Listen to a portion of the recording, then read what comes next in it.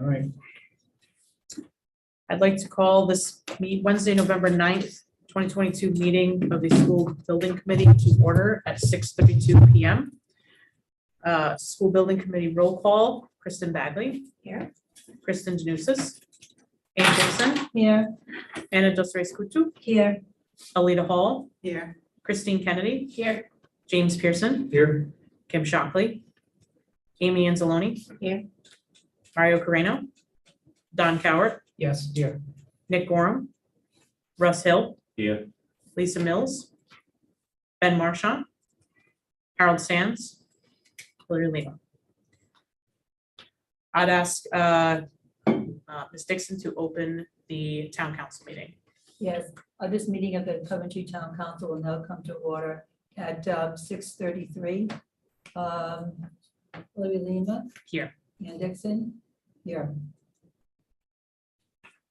Thank you. Emergency evacuation procedures.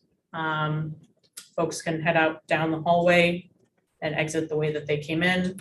Don, I don't know if there's any exit closer than. If you go through that door, there's Okay. a exit that goes to the side yard. Okay. Approval of the minutes. Can I have a motion and this, or did we received the minutes, right? Yeah. October 26th in the folder, Yes. okay. Can I have a motion and a second to approve the minutes of October 26th, 2022? I make a motion to approve the minutes of October 26, 2022. Motion? Do I have a second? I'll second that. Seconded? Discussion? It's minor, but I think my name's spelled wrong on those. All right, we can fix that. All right. And then, Okay, we'll accept that as a friendly amendment. Any further discussion? All right, all those in favor? Any opposed? The ayes have it. Announcements and updates. Don, do you have anything? I do. I have three things. One has to do with our shared folder.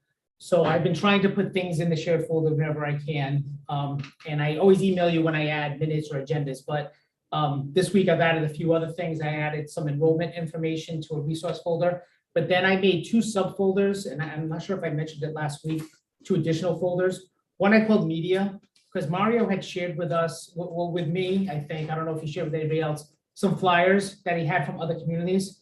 And so I didn't want to lose track of those flyers and what they said and how they did them. So I just put them in a media file so that we could always reference them at another time. And the other file I made, I just called finance, because now that we're beginning the financing phase of this, I wanted to keep all the finance stuff in one place. So I named one finance. And in that folder today, I added two things. They were restricted this morning. I cleared the restrictions and made them readable for you folks. And I'm gonna go over them briefly tonight. One is, because as Harold cannot attend. So one is a short presentation of some of the financing that would potentially go with this bond project. And then the other one has some specific bond information in terms year over year costs and interest and bond debt and all that. So that's one. Second thing is enrollment. So I did meet with Russ. We went next door to planning and we talked to them about what they had going on in terms of new construction and new projects coming online, some that are existing and some that are coming online and some that are potentially coming online. And I will say to you, there's some significant growth happening in the community. I know people in the town council are probably aware of that, but I don't know if everybody's aware of it. There are things happening. And if some of the potential projects go forward, there's going to be even more growth in the community. And I just think as we move forward, we're going to have to keep track of that. That information is going to be sent to NESDEC along with the number of permits that are pulled this year, month by month. And they'll use that information to do our 22 projection. So the projection that I put in your folder right now is from 2021. It projects out to 2030, but it's based on information that's probably like 2 years old, 2 years prior to 2021. So it's probably like 18, 19. That was pre-pandemic and then pre some of this housing boom stuff. So I think our numbers are probably going to adjust in terms of what the projections are. And then we're submitting all that information to NESDEC and they, but before December, and by January, they'll give us a new 22-23 projection that we could use for our planning. So that's that. And then the last one is kind of a big one, and I'm not gonna go into too many details yet, but I do want to put on everybody's radar. We had 2 buildings inspected by the state fire marshal this year. One was the high school and one was Washington Oak. Typically, in years past, the school buildings are inspected by the fire marshal that's assigned to that fire district. You know, it's by districts. And so there's a chief or a fire inspector for each district, and they come and do it. Central Fire couldn't do it, and it wasn't us, they deferred to the state fire marshal and asked them to come in. So the state fire marshal came in and went through the 2 buildings and flagged a lot of things. And I've already presented this to the school committee. They brought forward a number of deficiencies that needed to be addressed. Craig and I and Russ met with the fire marshals at their location in Warwick. And then we quickly retained the services of a person who is like a code expert. They are people who work on our behalf to go through all the deficiencies, to give us strategies and mitigation techniques to address what's been flagged. We're at the end stages of that, and I'm going to be presenting it to the school committee, not tomorrow, but at the next meeting. But I will say to you, the biggest mitigation, which is the most expensive, is sprinklers. Almost all our deficiencies that we need to correct are a result of the fact that the high school doesn't have sprinklers all the way through. It has sprinklers in certain sections, but it doesn't have sprinklers all the way through. And the things that they require you to do is either A, get sprinklers, or B, do all these other things. Safety windows, certain kinds of doors. If you start adding up all the different other strategies that they recommend, compare that to the cost of the sprinklers, they start looking the same. But the sprinkler project would be expensive. And we're not at the point where we're saying this has to happen like right now, because we still need to go before the fire marshal. But to do the sprinkler work, what did they say, Russ, about $2 million? Yeah, Just at the high school. just the high school. We're still honing in on that. Russ had a meeting this morning, I couldn't attend, but they gave us some more information, and they're gonna go back to the fire marshal to get hopefully some relief on some of the things that they identified. And so I just want to present that to this group, because the high school is not a building that so far is on our radar for touching in terms of a big project. And most of the projects we looked at the high school had to do with us using some grant money to do smaller things. But we may be in a situation soon where we have to make a decision at the school side on how we are going to fix the problems we have, and also how much time we have to fix those problems. But I did want to put that on people's radar. Because I think it's important for people in this room to know that does exist. That's all I have, unless somebody has a question for me. Can I ask, would that fall into, when you talked about the grants and those things, is that something that you'd be able to do under one of those other grants? Most likely not. When I've talked to Mario offline, in person, and even when he presented to us, the 3 grants that they presented, all with I'm paraphrasing, are supposed to be really, really impactful on students and become sort of the kind of projects that create opportunities for the community to come into the school to engage. So we're looking at like auditoriums and gyms and science labs, because those all have significant impact on student learning or student and community engagement. And the reason why I know the answer to the question is because when we were talking about the middle school roof, because the middle school roof is also in rough shape and needs to be repaired. And I had said to Mario, when we started getting some of this grant money, ooh, can I put the roof in?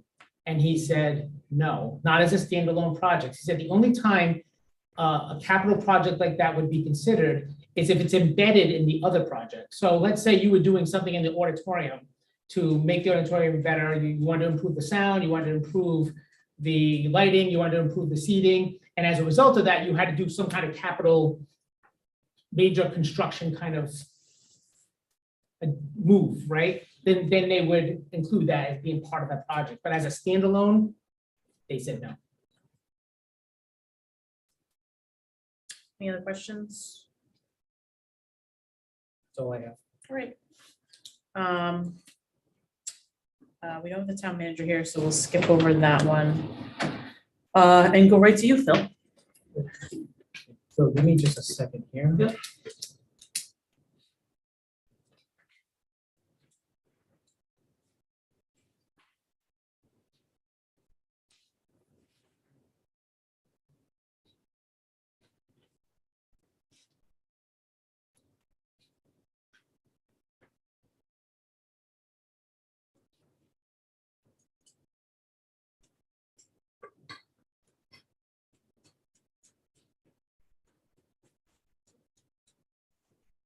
You're giving me anxiety. I know, no, I'm trying to make this bigger. Please stop sharing for a second.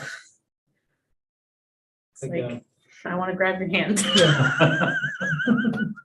Please stop for a second. Restrain yourself. I actually had this tabbed open, so I could just grab it quickly. It is right here. It's in a. That's what I.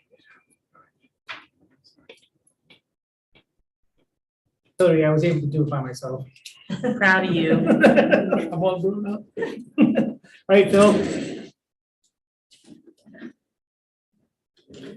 Thank you. Good evening, everyone. Very exciting times in Rhode Island. For those that don't know, all the municipalities that had school bonds passed yesterday. So the only caveat to that was that Newport did not vote to regionalize with Middletown, and that killed Middletown's bond, but they did approve it initially. So there's a lot of momentum for school construction, obviously, and we want to see you maximize that. Go ahead, Don, next slide. So really, I just have a couple things to talk about, a scenario discussion and next steps going forward. Next screen. So we were talking about consolidating Hopkins Hill and Tyoke into a new build, which we had projected at 650 students. I have not had a chance to look at Don's enrollment projections, and obviously NESDEC will change that, but we have updated that to 688 students based on what we think the projection in 5 years will be like. So that 650 is now 688, and I use that in the calculations that we'll see going forward. And you're also going to see another site that the town manager reached out to me and said there may be another site available, so we explored that to see what potential is there. I don't know the details of that site. You may be able to shed more light on this, but you'll see something here that can certainly serve as a discussion point. Next slide. So we'll start with the site that we are talking about, which is the site that we are actually meeting at this evening.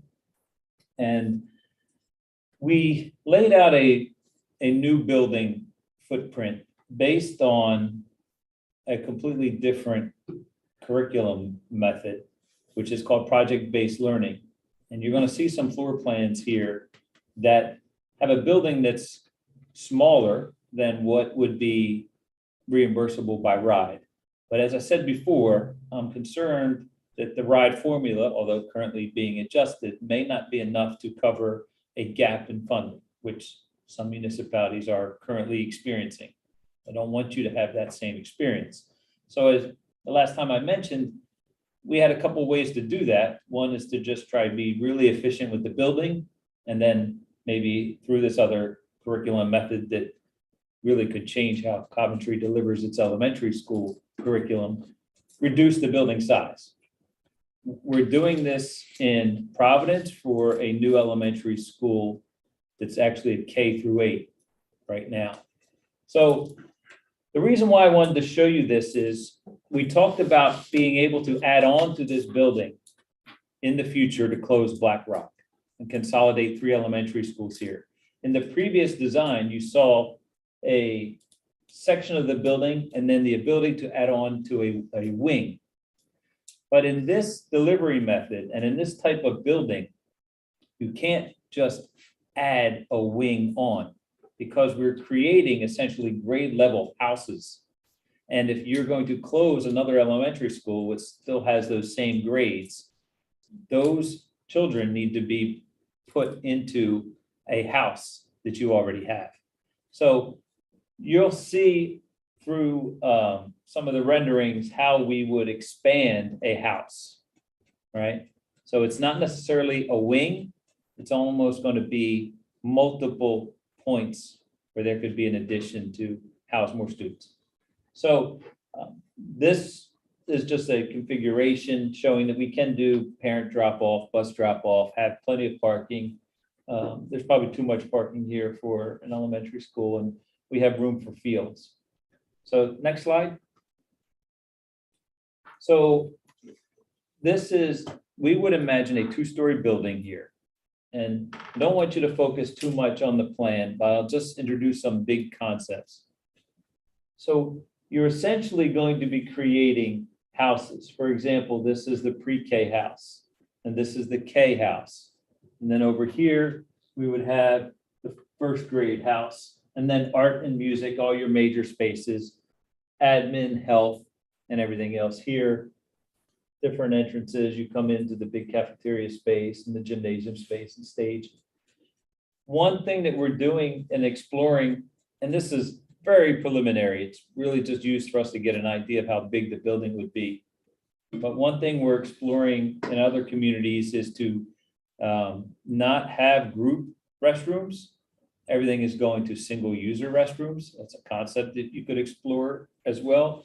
We're just showing that right now, just because it's something that we're familiar with. On the second floor, Let me click. yeah, go ahead and click. On the second floor, we would have the second, third, fourth, and fifth grade level houses around a core, maybe the media center, et cetera. But what I wanted to show you is that these additional rooms over here are where the additions to the houses would come with Black Rock closing, right? So imagine a large open space that has these studios on the perimeter. And then if Black Rock were to close, you would go ahead and add 4 more studios at each grade level house. And that would sort of complete the building. This does reinforce our argument that we want more square footage in this initial phase, because the future addition, really, we're not adding on to the gym, we're not adding on to the cafeteria, we would simply be adding these additional studios to the house. So I don't want you to focus on this too much, but it's just for us to see how big of a building this would be and how it could be arranged on the site. Go ahead, next slide. This is just a very conceptual rendering of the massing of the building. And I'll point out one thing in particular. You see this indentation here, this indentation here and here. Go to the next slide. And that being filled in is the addition of Black Rock. So go back one. Right? No Black Rock.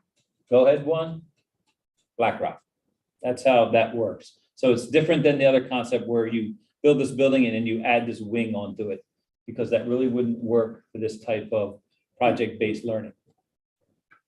Next slide. Phil, Yes.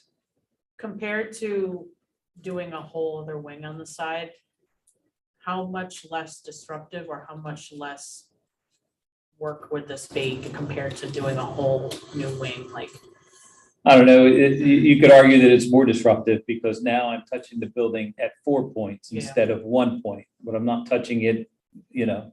So I think we're a ways away No, from I know, having I to worry just- about that, but I just wanted you to know why you didn't see a big wing. okay, And it has to do with the project-based learning. And basically, you're just trying to increase the size of each house sure. as opposed to just building another whole house. Because then you would lose the whole concept Sure. of grade level teaching and everything else. Okay. So it's an exciting plan and certainly one we can take forward a little bit more while we develop the drawings in the stage 2. But this comes to be, go ahead, the next slide. This was again with and without. Go ahead. And before we go to this other site, I think we're probably about 90-some thousand square feet. So we'll talk about that when we go through the formula. This was another site that we looked at on Tyoke Road. I don't know if it's currently for sale, but it is approximately 27 acres. It is not located too far from the high school. You'll see that in the next slide. It does have some wetlands. Go ahead, Don.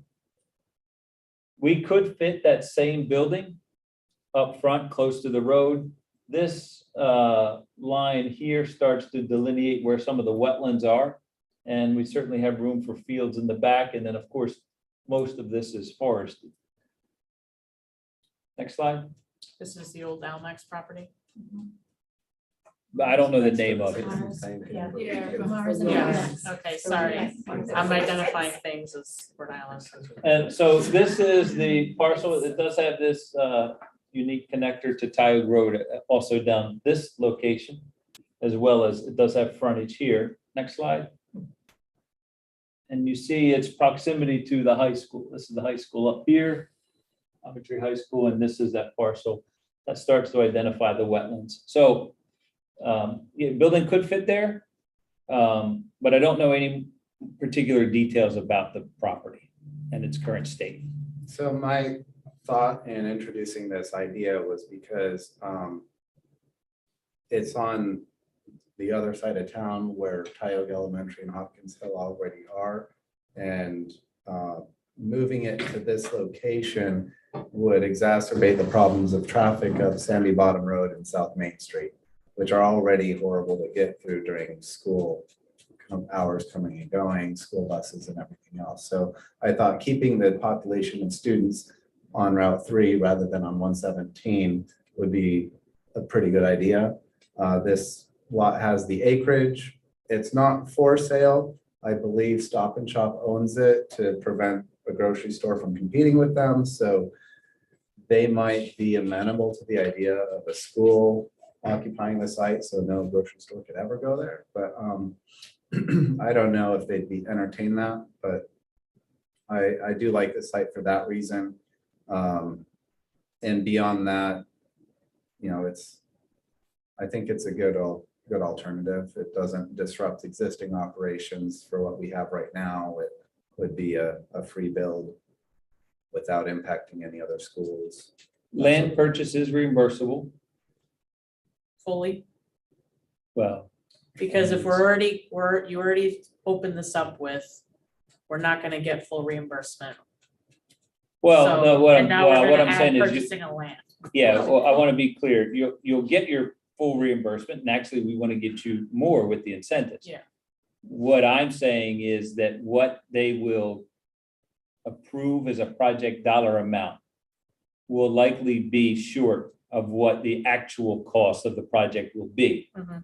which increases the burden on the local side. Okay, So on the land piece, there is also, in, as far as like Stop and Shop, if it was to be entertained, they would get a corporate fair market value deduction for it, if they gifted it to the town. So that would reduce their taxes tremendously. So there's that option that could be entertained, and it looks good for the community, blah, blah, blah. So it might not have to be a sale. They could entertain gifting, you never know. So that's something we think about.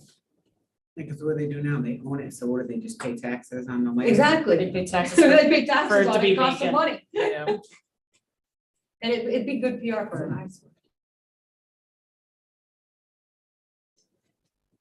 So I'll continue through the presentation and we can circle back to these ideas. So I'm calling this just scenario A right now. So per the RIDE formulas, if we make this a 688 students, K-5, at 145 square feet per student, that's a building that they would reimburse for up to 99,000 square feet. At what I'm assuming is their rate based on what Mario said, their current rate is $499 a square foot for elementary school. He said it's going up by about $30. We haven't seen that's official yet. So I just said 530 times that by 94. Keeping in mind that this, oh shit, that should probably, I probably meant to make this 99. Could somebody quickly do some math for me? Do 530 times 99. 99,760. Yeah, 50, 99,750? 99,760 times 530. 52,872.8. Okay, so I think I rounded that down to like 52.5 million. So this number's incorrect. That way. 52,872. So let's just say 52.5 million. I would still make this argument that we want additional square footage. Even though we're not going to build a building that is 104,000 square feet, we want the dollars for $104,000 square feet building when you get this MOA.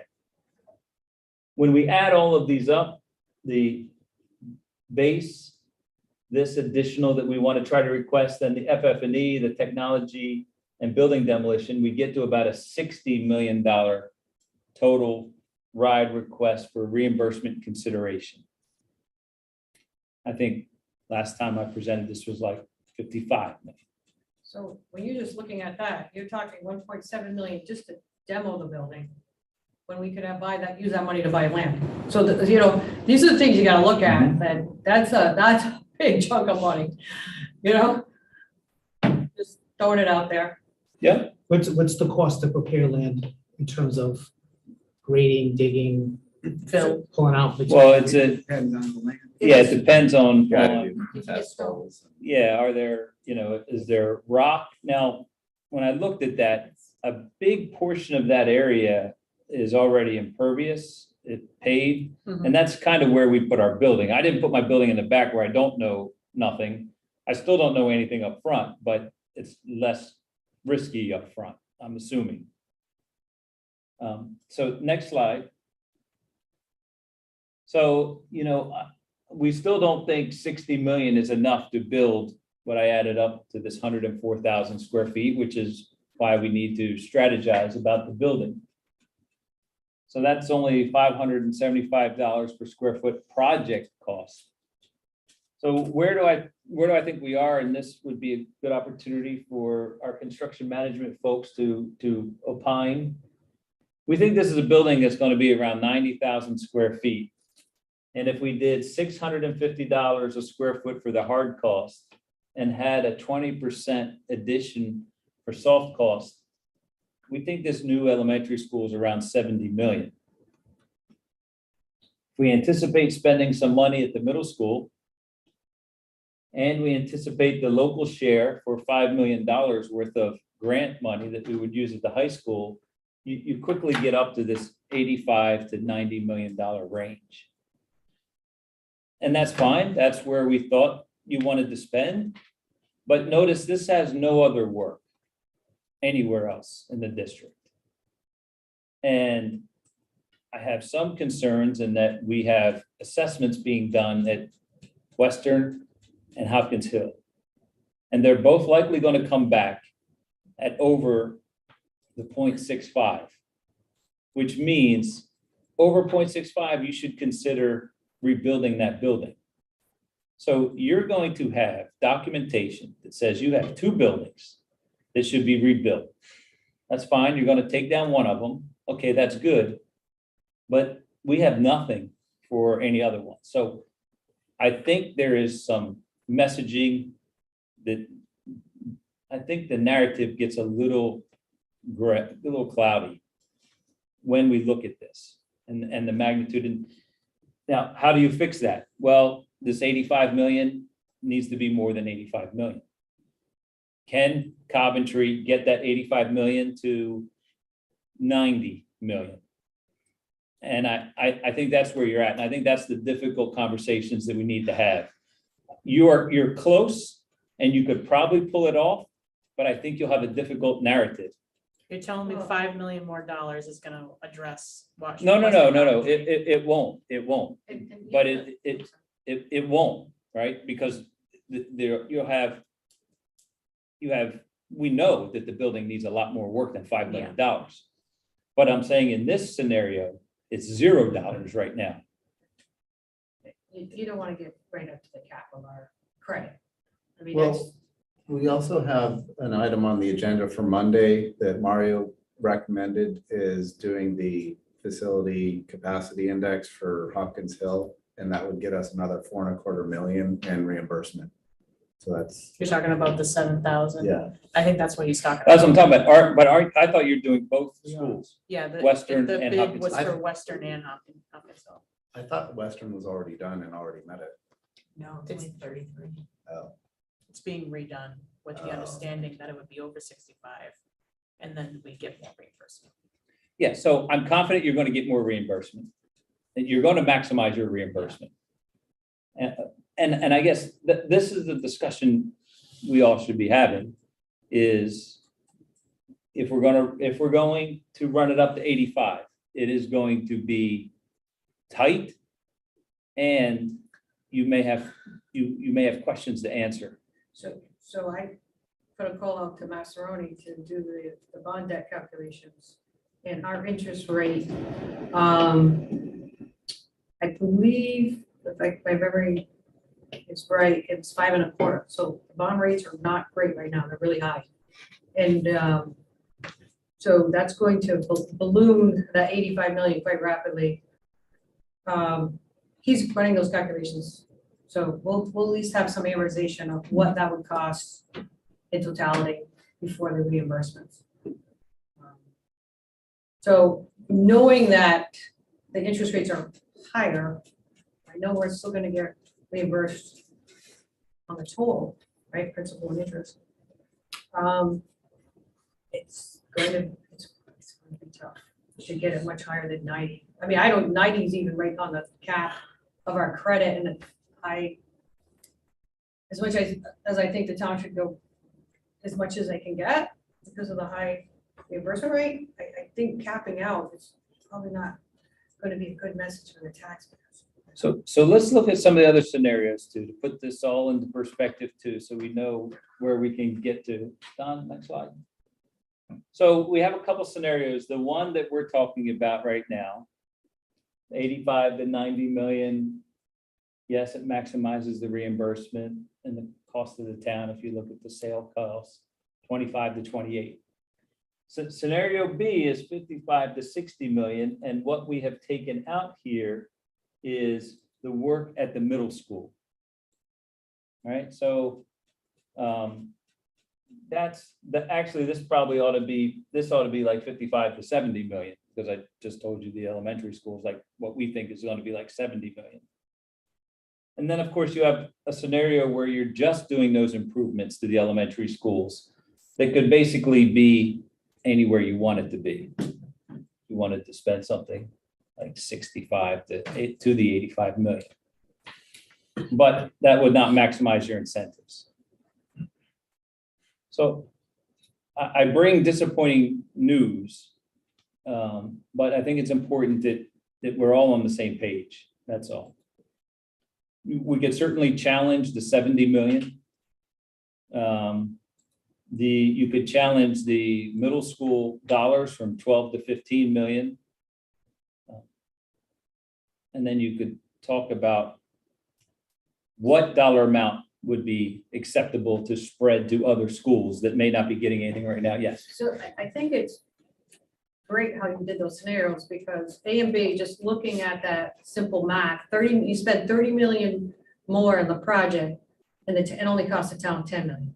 So, I mean, that's, a good thing in a sense that we're only spending 10 million for 30 million additional. So I know that sounds like an easy to say, but scenario C, obviously C is not helpful at all. But they're tough decisions to make for sure. It is, and I do think that the scenario that we've developed together is the right one. I think it's a little short funded, and that's what we should talk Because about. to me, you might as well say that top one's 95. It's gonna happen.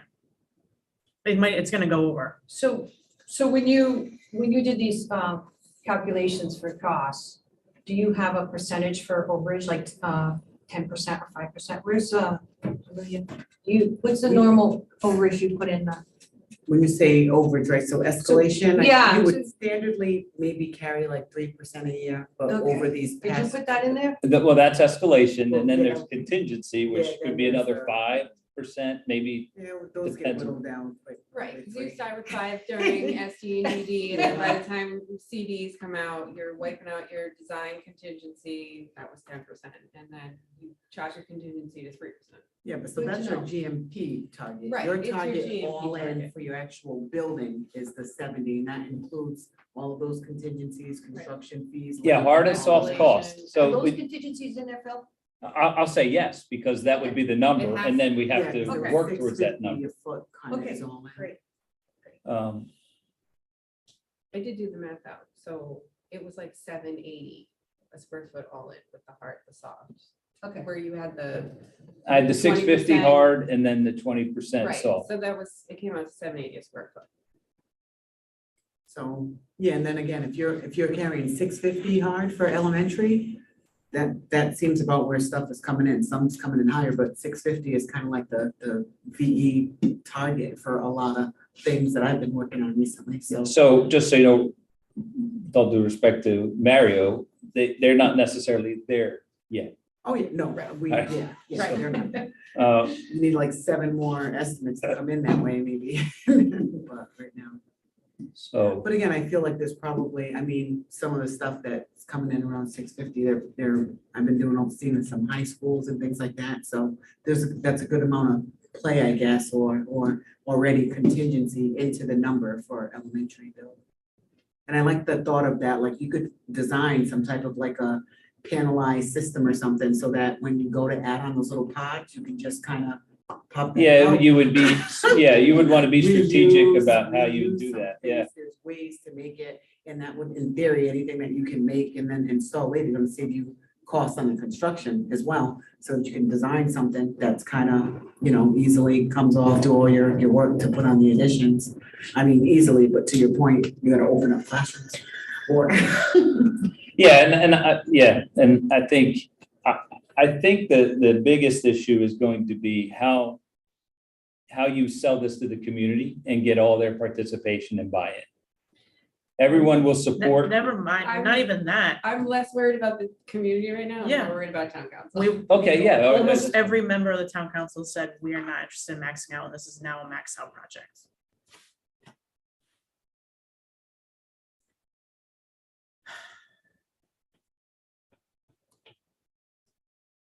I think the thing that I have a Scenario hard time B with. technically isn't, right? Scenario B technically isn't, but I don't know that, Doing nothing at the middle school and not knowing where admin goes yeah, is,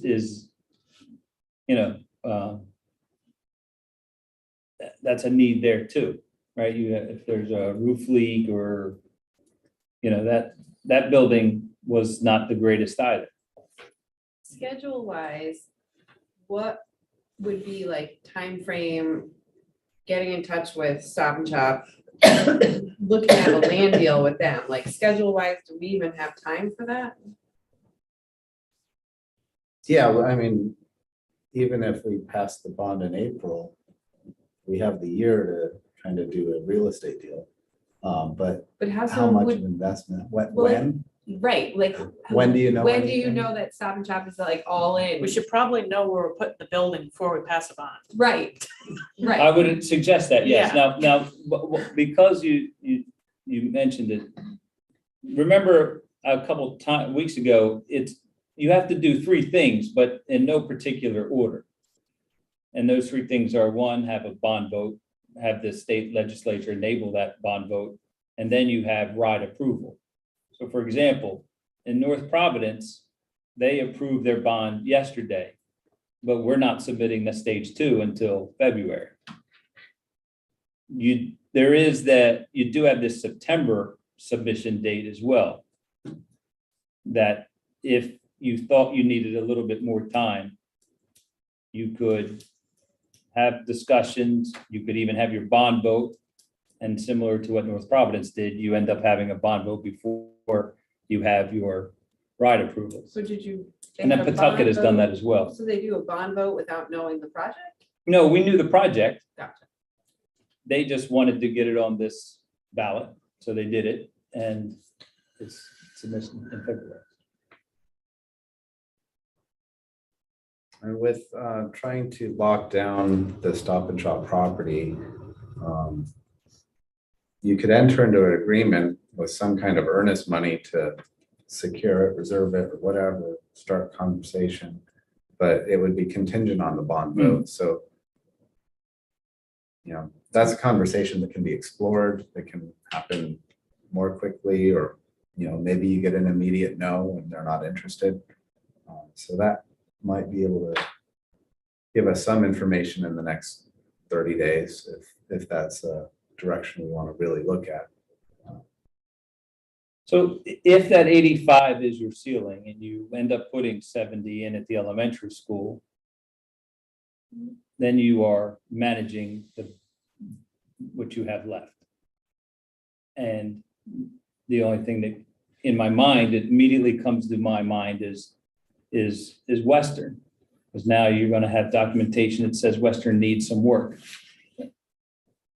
How do you answer that question if somebody asked you that? And you're still gonna need a roof at the middle school. And you right? still need a roof at the middle school and $2 million worth of sprinklers. $2 million worth of sprinklers at the high school. We have to take a step forward, but it can't be this zero-sum game of spend all the money or no project. Like, Sure. we have to meet somewhere.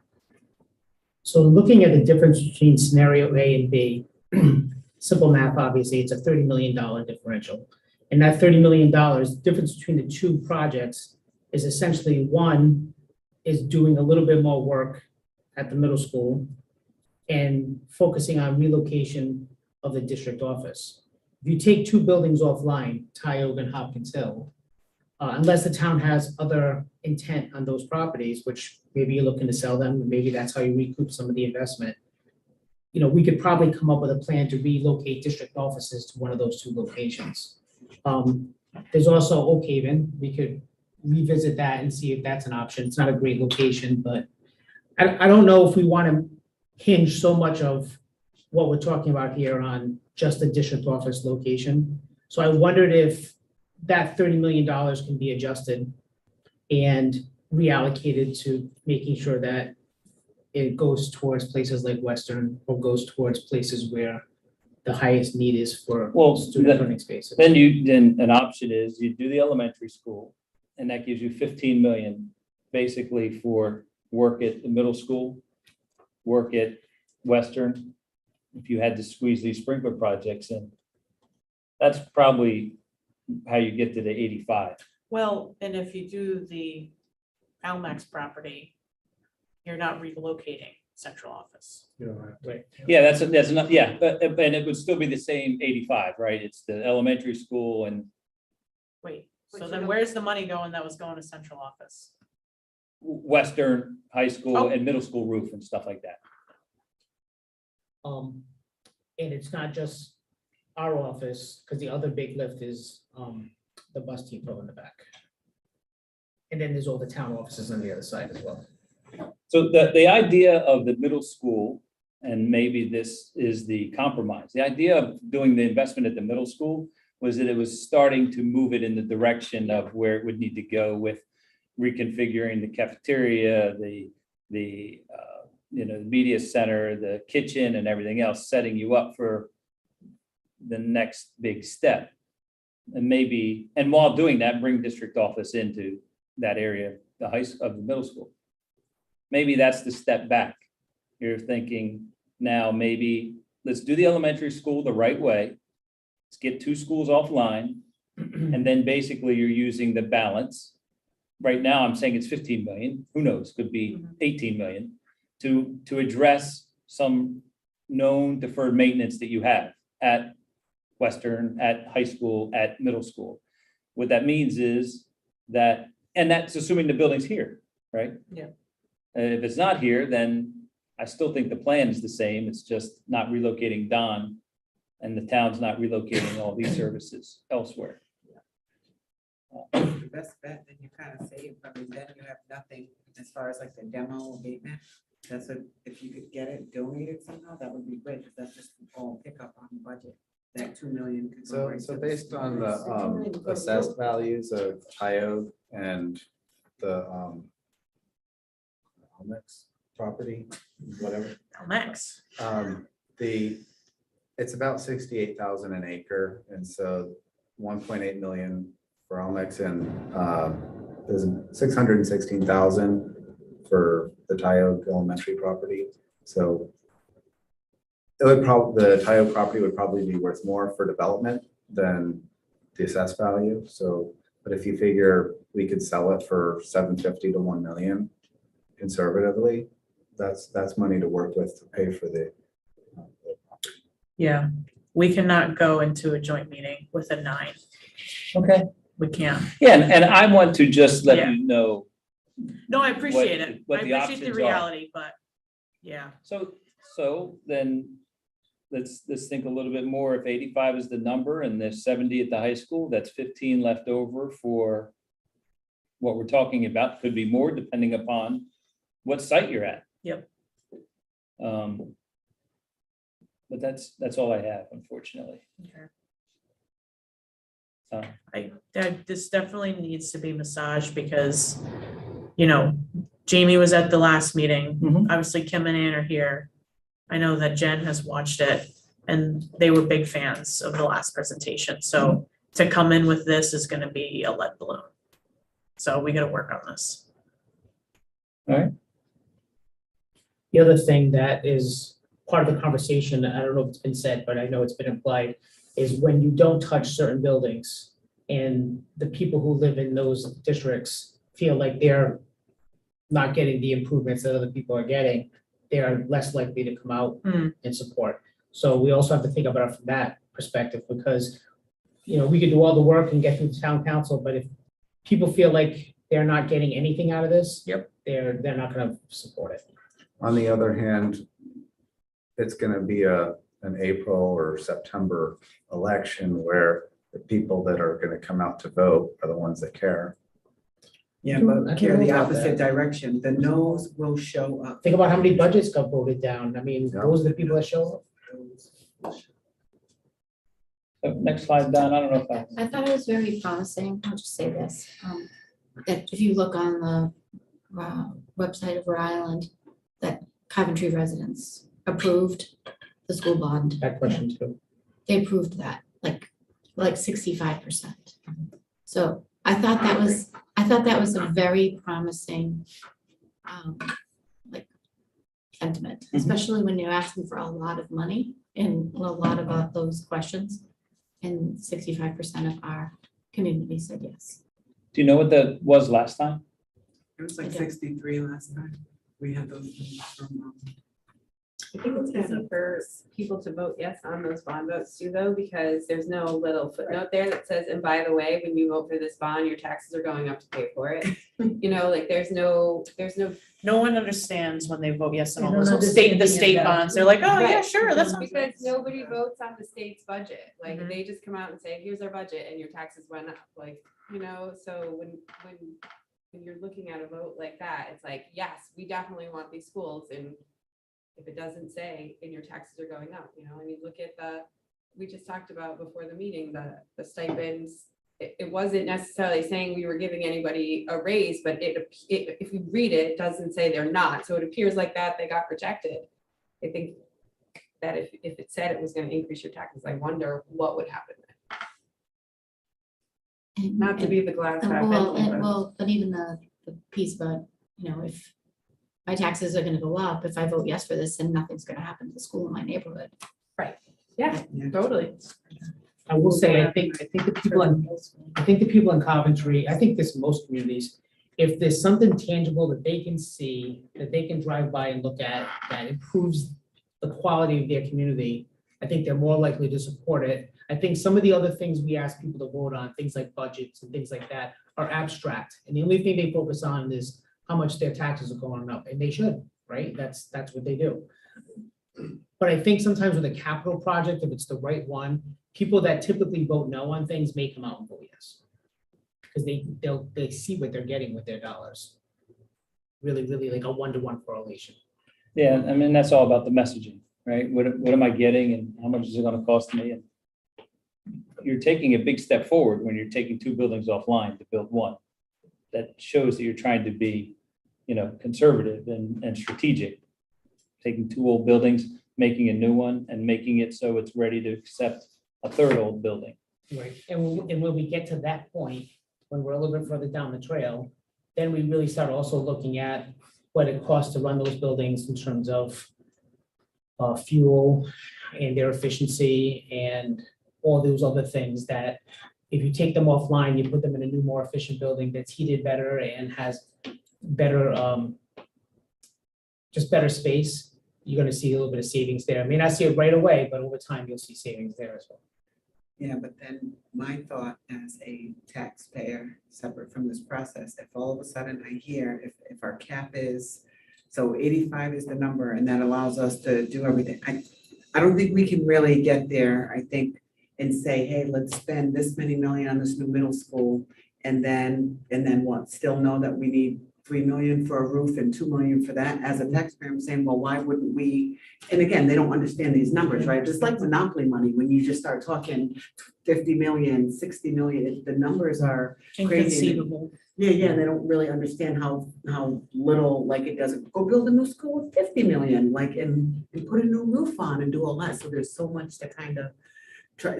I feel like we kind of do ourselves a disservice if we don't somehow find that extra 5 million to make sure at least those two major projects that we know have to happen do happen. And then when you talk long-term plan, you spend 3 million on the roof, and when you say the middle school to me, I say to myself, which roof? That building looks like it was built in 7 different phases. Can't be the entire roof, right? It's Maybe the here, maybe two here. middle sections, you know, there's a front and a back, is that right, Ross? Okay. Those Yes. two middle sections. All right. It's not Guam or the area going out, it's not the auditorium, it's not the gym, it's the, Okay, so that's less than, Mhm. than what I'm thinking for a roof, but like, you know what I mean? It's Mhm. those pieces that we somehow, we gotta find a way, right? And whether it's, because you can't do this, and then when do you go and say we need 2 million for this? right, you can't come back around and ask for additional funds for those kind of projects. You only, I don't know for a fact, but typically, you know, you're gonna get one bite at the apple. You come back around and say to people, we need $5 more million, they're gonna say exactly what you said. Why didn't you address that the first time? And if those are the priorities, then you have to constrict the elementary school. I mean, that's the only place where the money is. You know, and, you know, who knows what the market will be like in literally 2 years from now. The market today doesn't look the same as it did 2 years ago. And it doesn't mean it goes up, it doesn't mean it goes down, it could be flat, but, you know, Just tell me it can't get any worse. yeah, so, Interest rates are real high. yeah, so, you know, that may trigger some type of pivot, and maybe you could buy construction cheaper in 2 years from now. I can't guarantee that. How does the PAYGO work? If you get the PAYGO money from the state, as far as minimizing the amount you need to bond for? It's the 10 mil. Yes, 10 million. So if it were a $90 million project, you would only have to bond for 80? No, you have to bond for the full amount. You still have to bond. You have to legally, Well, You just what- pay it down With faster? the PAYGO, there were either two options. You can use it as extra money to do the pieces of the project that you don't put in the bond amount, set it at 80 and then do 10 million on the side with the PAYGO. Yeah. Or you include it in the bond amount as leveraged. And did he say that? Because I'm pretty sure you couldn't do that last year, or the last time we looked at that. I'm pretty certain, but we can definitely confirm it with Mario, that the full bond amount, including the PAYGO, well, the PAYGO is, the full bond amount has to be included. So the 90 million is the 90 million. It doesn't matter if we're gonna get reimbursed for 30%, 80, 70% of that. Well, in the submission, but not necessarily when you go to get it. well, that's the difference, and we can check with Mario on that. Yeah, But we my can certainly understanding check. is that Yeah. the bond amount is separate than the PAYGO amount, because the PAYGO is what you can spend before you bond. Yeah, You either you can get go towards your invoices, you bond send it to the state, and they, And Hey. pay down your interest or your initial payments, or you can use it separate. Well, exactly, but it's still the gross bond is the gross bond. Well, the gross bond is the gross bond, It but doesn't change the it's- gross bond, but you can use it to pay your initial principal and interest, absolutely. Or, or you reduce Construction. your bond amount and you can use it on a separate a separate project. yes, yes. So I will do that. understanding that might be key for council before you know, walk in and, you know what I mean, and make a big difference for how this is presented. I'm just saying, it's not gonna go over well if you go in there with a 9 in front of any amount. But does it make a difference if you show that it's -10 because of the PAYGO? Like, if we could get it confirmed that we don't have to? Like, is the 8 gonna make anybody say, okay? 75 look awfully nice. That was a $20 million breathing room between, because while yes, this is a school building committee, I have an entire town's worth of infrastructure to think about that's Sure. been deferred for decades. And so while yes, these needs are all important, and I want a project that also touches the middle school as well and high school and the plan as it stands assumes that we will never need our bond capacity for anything other than school facilities. I don't think that's true. We need credit. Phil, could you break out the cost associated with everything under scenario A? I know you Yeah, go back a couple you slides. pulled it down. out for number one, the new school, but I don't have a concept of what the other pieces cost. Yeah, I think, no, come forward maybe. This one. Yeah, This one is where we're thinking that the elementary school all in is 70 million, leaving you 12 to 15 million at the middle school. And don't forget the local share of this grant that you're pursuing at 1.5 million. And that's how you got to 85. But it's, you don't, So can't you just reduce the middle school? I mean. well, isn't that, it- that, isn't yeah, it that's that actually the, simple? that's the two solutions that we've basically just come up with How as do a you- compromise is that maybe Don is, if the building is here, right? If the building is here and we don't want to do the minor to moderate work at the middle school, Don may be housed somewhere else at one of the buildings. And this, the 12 to 15 million is used on the roof at the middle school. It's used on some work at Western. It's work, it may be on the sprinklers at the high school. Or if the building is at a new parcel, then you're not relocating Don so that you can spend less money at the middle school and you're not demoing this building. So that gives you more money either at the middle school or at those other things that we just mentioned. So, I mean, maybe it sounds a little bit too easy, but I mean, why don't we figure out what the 12 to 15 million on the middle school is and pick and choose as a priority as a group, what you think is the most of a priority? Possibly, if we don't, if best case scenario, if the Stop and Shop gives us that land, which is, could be, it could happen. You save another 1.7 million on demo, which could be used to fix the roof, which was, young lady said it was 2 million. So, I mean, I think focusing on that, I don't think you want to move. on Yeah, I think the this- 85 million is still there. Right. It's gonna now require some massaging Right. to this one. What are the actual priorities? What is in that number? I think we need more. Do you have the details in those numbers, like on a I think the spreadsheet? middle school, did that start with that cafeteria? and Yeah, kitchen this started with addition? the kitchen and cafeteria In the library. and the library. is that And, it? Is that it? The 12 to 15? well, no, that would take care of some roof at the middle school as well and some other stuff at the middle school.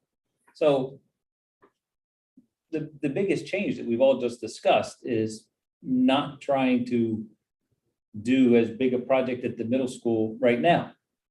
Really. But pulling out the middle school improvements is going to put us in that predicament that Don talked about where We're not saying don't Not in touch the middle totality. school. We're saying, reduce it. we're saying shave it to 10. Yeah, just trim it. I think there has to be some marketing in that though, like what we're gonna do with 10 million, because again, this project doesn't touch certain communities, certain districts. Well, The middle school does, like if there's something enticing about the middle school, then But by reducing this, I imagine, I expect that will free up funds for other schools. That's what I, We're gonna come up on this every single time we bond though, because the next time's in the 2027. What are the Tioga Hopkins Hill communities gonna say? I mean, you could make. We got our school. We don't need to prove this. Exactly, we could keep, that argument could happen every single bond. You gotta maybe do it in like pieces, right? Like for the middle school. If you somehow, what about that grant that you're talking about for community spaces and talking about the auditorium and the gym at the high school? Why couldn't we use that, redo the gym at the middle school? That's so front facing for the community. as far as the basketball league and everybody. I think going that there? was part of the plan. I The think you were middle school packaging and up high the school? two I, gyms. I was focusing on the high school, because that's the one, that's actually in the worst shape. Needs Yeah, accreditation. but so, but And that's there- what I yeah, was there's saying, some so say accreditation we issues add in that, high say if we do that kitchen cafeteria addition, that kind of what had the library or those community rooms, and then separately with that other money are able to do, I just feel like if we put together something that people walk in and see, look at how they have spent this money, it just kind of sets the stage for what I thought we were looking at last time, was like a 15, 20-year plan that just shows this confidence in taking charge and just plugging along kind of methodically to take care of our schools and bring them up to everywhere else. So I'm just trying to think of how you get it. So maybe you reduce it somehow, but then you use some of those other funds at a place like the middle school, which is very heavily used and trafficked by everybody in the community, so they can see some more. And they may not necessarily understand that some came from here, and there, but that doesn't matter, right? As long as the presentation is, boom, you bonded and this is what we got for it. Well, going along with that idea, I want to build on that idea. We're making an assumption that the cafeteria and the food service area are not at the same location, and we want to somehow put them together. Does that have to take place? Because that's going to take a significant amount of money, I would assume. I mean, the leader's saying, let's concentrate on the public areas where people can see the value. So I don't know how much money can be carved out of that total that has to do with the cafeteria and the food service area. I mean, I know it's inconvenient, it's not the best scenario, but does that have to be done right away, or there might be some other way to do it? So you've been living with that For many years, for a while. yes. Maybe focus like the gym. No matter what happened to the middle school, that gym is always going to be at the gym. Right, So you're not wasting any dollars by, you know what, maybe we don't move the kitchen and cafeteria together, but we put some money into the gym. Same thing with the auditorium or some other spaces that are community related. They're not going to go anywhere. And again, I want you to challenge our idea. Our idea was just trying to help you take a step forward at the middle school in the positive direction. And that one move started that, yes. because it wouldn't go to waste, but that doesn't mean it has to be that move. You could say, you know what, I think a good step is the gym and the auditorium, not the kitchen and cafeteria. We will support that. But I don't think 85 million here is a lost cause. I think it just requires a little bit more massaging at the middle school so that you can answer other questions that may be asked. But how much is the cafeteria, food service area? Well, it's a significant number. I think it was How like much is 10 it? million. Last time when we were looking at potentially breaking up the $90 million project, I think I had it around 10, and that's before any of the other escalation or anything. So it's probably at the 12. It's at a good chunk of this. So you could shave 10 million right there. Yeah, that's what I'm saying. I personally don't want to cut out the middle school. I don't want to cut out No, we're touching not it. cutting but- out the middle. No, no, school, but I'm just just portion of it. expressing Yeah, that wherever this goes, I want the middle school to still be touched. And I think it needs to be for the community. Yes, And I think I'll work with Russ on looking at that middle school cafeteria and kitchen adjustment, because maybe it doesn't have to be as big as we originally had planned in the last project. It might be just a swapping of some space, because there is a kitchen type space there before. Right now, it's a classroom. right. There is a serving area. There is the library. The reason why I bring it up is it's not urgent that we move the space. But in terms of the operations of the building doesn't operate well on so many levels because of where the kitchen is located and where the cafeteria is located. Even in terms of like some of the scheduling. The kids come in one door, but the kids who need breakfast have to walk through the entire building to one location to get their food and then go to another location to sit and eat it, because there's no cafeteria next to where they get it. So we've been trying to find ways to streamline that, because in the beginning of the day and the end of the day, that's when you've got some of these behaviors that are challenging. And so that's what we're looking at. So Don, and my thought process on that, I can understand, but is that challenge for a person to pick up the food and walk a little bit further, a young child, worth $10 million? That's why I just said, I'd rather Yeah, see, if I work with Russ to say find no. a way to bring that down, because I still feel it's a priority, because maybe typical kids, 12 years old, can pick up their food in one place and walk to another place, and it's not an issue. But we have other kids that problem is a place where they get into trouble, and when they get into business that they need to not get into, that sucks up the time of our SRO and our administration and everybody else, because not everybody goes from point A to point B to point C without having some challenges along the way. Well, I mean, I'm just posing the question, but let's not make any assumptions, and that maybe we can do something different that won't cost $10 million. Agreed. No, Yeah. and the other thing is that the last time we talked about the school, the middle school, we talked a lot about abatement of mold. And now we've got this expert here who is. Well, we have this gentleman who has Innovative. come up with a solution Experience. that doesn't make it as critical an issue right now. And if we do the roof, that also addresses that issue, because it's Right. from top and bottom. Right, Yeah. yeah. So I mean, I think we can look at every single piece here and say, is this really critical, and can we shave a little bit off so maybe we can bring down this 85 million? So it's a number that everyone can live with, but still get a Taking a significant. step forward. So maybe Phil's challenge then is not necessarily the project that would go either here or at the other location in terms of what that building project is more of an itemized list of how we're going to use the other dollars, so that we can begin starting to see where that money goes and what the impact is. So this group can make decisions and recommendations. Yeah, and I should probably clarify, the more I think about like the stuff, the 10 that I had was that kitchen addition. It was, remember that, those 2 community rooms? Yeah. We talked about adding that space. There was some site work because my mind said we can't do that without rearranging a couple of, so that probably wasn't just the kitchen. I'm sure it's something laid out. We might be able to You do could it. a still lot get less. that. I think if you do something like that, the gym, and God, if somebody, those bathrooms that the public has to use when you go to that, they are the most, I swear, I've never seen anything like them in my life. They're gross If you upgrade that bathrooms, the adults have to use. you know, the Yeah, public those that ones come right in, at the that things that area. people see when they go in and they have to use is Yeah. the big thing. And we can't forget about the parking lot up there too. That parking lot's Yeah, I horrible. mean- You can't even plow it anymore. You know, it's like this. Yeah, and I feel like you could probably find 10, 12, not 15, stay on the 12 side of that and maybe make those things happen that again, are the things people say. If somebody walked in there and those bathrooms were redone, they'd be like, oh my God, look at the bathrooms. Yep, 'cause the they'd be- bathrooms are big.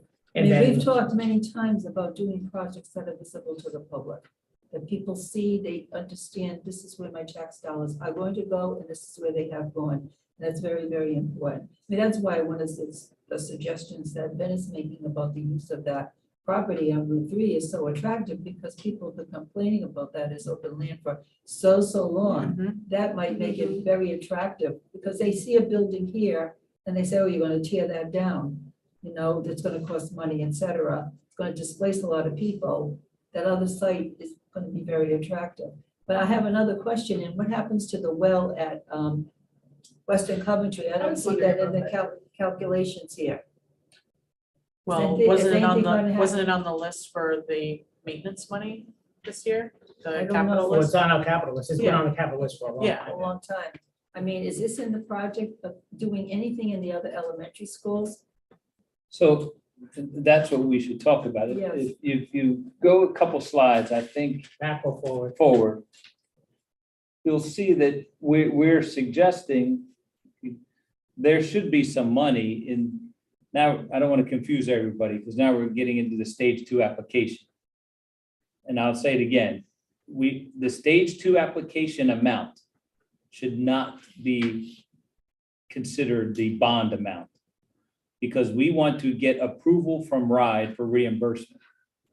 We want to be able to do work at the well at Western Coventry and all these other things. How that's funded could be through the bond, could be through something else. All I know is we want to get it reimbursed. So those types of projects are in this 1.5 and this one and this one. So they are there. But there are there, but we have to figure out if it's going to be part of the bonded amount. If it's going to be part of the bonded amount, then we need to make those compromises at the middle school so that we can grab some of this work. And as Don had mentioned, people are expecting work everywhere. in some fashion. So, correct me if I'm wrong, but I just want to point this out. If you put it in the stage 2 submission, even though it's above what we're comfortable with for a bond value, we can still package it to RIDE as a project and get the 70% back if we maximize its other incentive on that well, which is why we would want to put it into that stage 2 submission, correct? Okay, Because there's ways to do that, right? Because we talked all about right, that let's last go time. back, let's talk about the first thing you said, the packaging of the project to get your 70%. To maximize your reimbursement, there are certain projects that Right. contribute to that. That means that you are submitting the project to RIDE, but that is at the absolute end of when you have done everything to get that 70%. So if you want to get 70% on that well, you would have to have finished everything and done that well, and then submit that to RIDE. Right? But if that well is or is not on the bond, doesn't really matter, but somebody will have to pay to do the work so that you can include it when you submit it. So if we have it in the capital, But just because it's in the capital plan doesn't mean it's I mean, funded. we have things in the capital plan that have been on the list for years because we don't have a lot of capital funds. so it wasn't a planned project for this year. It's been on the top 3 every year. So what's planned is not funded. That's the problem. How much is it for the well? I don't know what it's at now, because it's gone 1.2. up. It's Yeah, it's pretty gonna be over significant. a million, but For a when you- well? well, there's a lot more to it than, you're gonna have a holding tank there, and now they have the fiberglass ones, and throughout that building, the piping system in that building, is So they have to horrible. replace it. They have to- It's gotta be replaced. That's where the That money holding is. tank down there is awful. The pipes in that building, if my children were going there, you wanna change those pipes. They have things that you could change. You'd have to get very deep into that Right. school to get the water where it should go. And so it's not just the well. Not It's- just the well. It's no. taking the water from the well to all of the classrooms. Right, you do have a filter system in here. That makes more sense, because I know wells. The piping system, they just changed a lot of the heating to that. That's just rotting now. Now it's- What's the old system of water? What does it look like using metal or? Cast iron. That is what Oh has my made God. Western It's horrible. a very challenging piece in this entire effort, Yeah, that's gonna be. right? If you recall, initially, I had suggested to just close Western. Yeah, that's. right? That's terrible if you're That- transporting the water and metal. Oh, I know, but I'm saying, and when we looked at the site analysis of Western, there's really no way to build a new school next to that existing school. Why did that come off the table, closing down Weston? Was there a reason, just because of the location of it and the parents? Is that what it was, or? I'll say yes. I mean, I think there's some culture, some Sure. politics, some desire to keep a school. Remember, look, I mean, this is Coventry, Yeah. right? This is the only thing that serves like over almost 3/4 of your community. Now, I'm not saying 3/4 of your community live out there. They actually probably live all over on this side. This is what made this a very difficult issue. So, and any land that was for sale, mind you, that we're picking properties that are currently not for sale to explore, but anything that is for sale is even farther western. So the decision was made to keep this here, recognizing that it's going to need probably some long-term investment. But then, you have the opportunity to do other things, redistrict, where you could reduce the population of this school if you changed your model. And with some more space, then you could do a more invasive renovation that's occupied and phased and everything else. But And we have this in this plan, but it's several, like 10 years out. Sure. And what brought me to all this to today is if we max the 85 with what I showed you, we don't have anything else to spend. But what I'm hearing, and I probably agree with this, is let's look at that middle school scope and see how that could be reduced, how we could accommodate district office. If we have to, there may be another whole site. And that just frees up additional money to spread throughout the other schools. And Phil, just to be clear, right, if we put this all in the stage 2 now and we come in with this higher number, say we have a good buyout, we make a good run in the market. If it's in there, we have savings on, say, the middle school, we could use any savings and fund that And you could do project. these and they will be And then- reimbursed. And they can So all come in, so having all of these in there, especially at like little $1 million, a little like, million's not a lot, but yeah, but in comparative to what we're speaking, having those in there and then kind of just monitoring as you're buying out and managing your job, you have the opportunity to get them in. yeah, the RIDE Stage 2 application, and you will approve this, may very well be like $90 million. That doesn't mean you're bonding for 90 million. It means we're asking RIDE to review for reimbursement these projects, and they total 90 million. This is where it will be confusing to explain this narrative carefully. Yes, we're asking RIDE to approve $90 million, but we're only going to be bonding maybe 75 because we're going to use 10 million of PAYGO to knock down the $85 million bond, 75 million. And if you get all the incentives, what's the bottom line cost to the community? Because that is not the bonding amount, It may be what's less. If you use PAYGO to take the bonding amount down, which we're going to check with Mario, if it's 85 and you use 10 million and you get to 75 and you're bonding that, then the reimbursement is almost 70%. I have one more caveat here, and that is this delta, this balance. So can you go back a couple slides? Keep going back. All right, here, I'll go forward. Sorry. RIDE is going to set a dollar amount for their square footage that they'll reimburse, et cetera. But let's say, do me a favor, who's ever got a calculator, take 90,000 and multiply that by 530.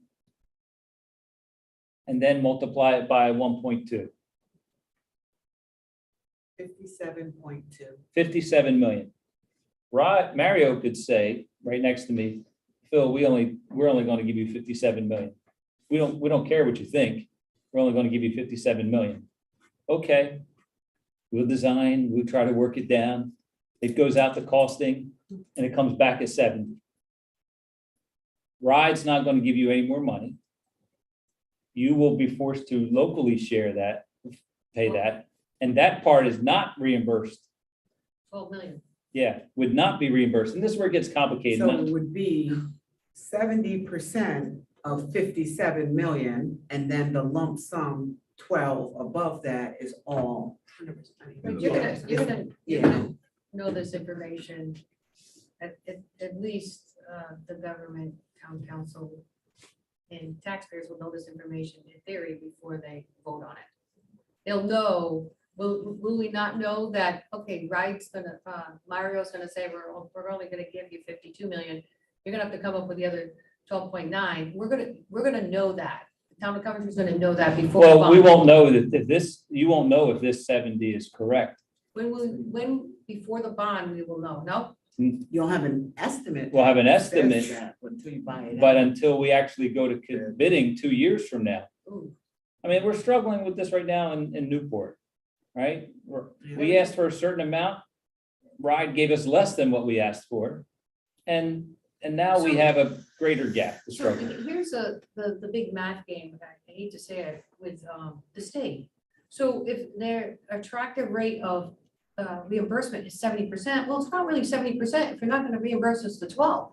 So it's kind of like a numbers thing, when they reduced our motor vehicle reimbursement because they took they kept 1 million of our COVID money. Yeah, I mean, now, so it's you like, know, with it's all like a due numbers game. yeah, and with all due respect to Mario, when we're here together, he will challenge me on the 650. Yeah. But we have probably some reliable recent costs that suggest we're not too far off. Maybe it's not 650 for an elementary school, maybe it's 625, but we're probably not getting it for 530. Project cost, right? Then there's the soft cost on top of it. So This caveat is all the more reason we So- can't bump up on our cap. and that's fine. Yeah. I mean, think it just requires If more we're gonna massaging. just have a great estimate going into a bond, and it's gonna be 50% of whatever ride, I mean, we're gonna have to have that cushion no matter what. I mean, If you want a project, otherwise you will be struggling at a very unpleasant time, yeah. right? When you're all excited, ready to go, the voters voted for it, they're expecting it. And then you you're cut half the short. building. Well, Because yeah, that's what would have right? to happen. You Yeah, would have to because cut out at that labor. point, you only cut square footage. This is not changing from metal to brick. It's, Nope. Oh, yeah, you'd be cutting out. So my other question, Phil, is you're working on other municipalities Mhm. slash school departments, et cetera. Have you recently, let's say last year, have you run into this hard cost not equaling what the state is gonna reimburse? Oh, How yeah. much of a difference has it come up to? Give us an example of one that was just terrible. I just wanna know. I don't want to say they're terrible, but it's- I just wanna know the worst case scenario. I don't know. I'd have to go back and look, but I Okay. mean, I'm working with members in this room and we're struggling with that, where we're short. So explain to me Significant. one of them. So the state, you calculated 650, what did the state tell you they're gonna give you? Well, The I- one from last year. I don't remember. I don't remember. Okay. But, you know, in fairness to RIDE, right, they don't make the rules. They got a whole lot of people they gotta answer for before they can up this number. And it's you know, they're doing it now and they're gonna try to get as much as they can. But my gut feeling is it's not gonna be enough. And all I wanna do is prepare you for the gap. That's Well, they're trying to, RIDE's trying to, and with respect to RIDE, they're trying to be conservative, number one, and they're number two, they're trying to keep these communities in line with building a school that doesn't look like a university. That's So- fair. So Good point. extravagant that you've got glass in my hometown, they built this high school, they got two-story glass in the front, it looks like a university. So that's why I think obviously, there's a disconnect between the state and the municipalities is because they gotta keep you in check and not build some kind of Taj Yeah, I Mahal. get it. That's a fair observation, which I never really even thought about, but you're right. They're sort of like pulling the reins a little bit to keep things from getting too far out of hand. That's fair, No, but I mean. but I've I seen do things that are believe- not out of hand. Yeah. No, I've seen stuff And you got that's visible. suffering. Yeah. Well, but I will say this also, we, at our last presentation to RIDE, they approved the full amount.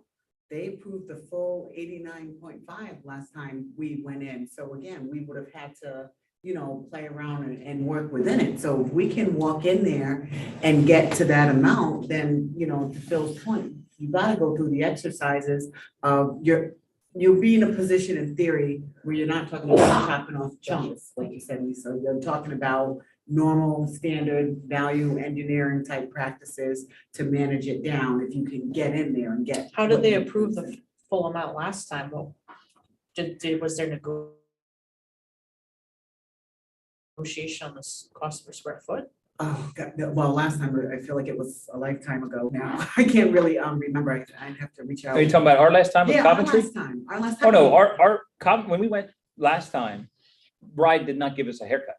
We got what we asked for, which has not been the case, Wow. right? Oh, so Usually, you're saying since then you've been getting shorted? well, no. Hold on. It depends. Let's go back. It's a We possibility. submit the It's a RIDE Possibility that they will say yes to the full ask, Yes. Or less. or less. right.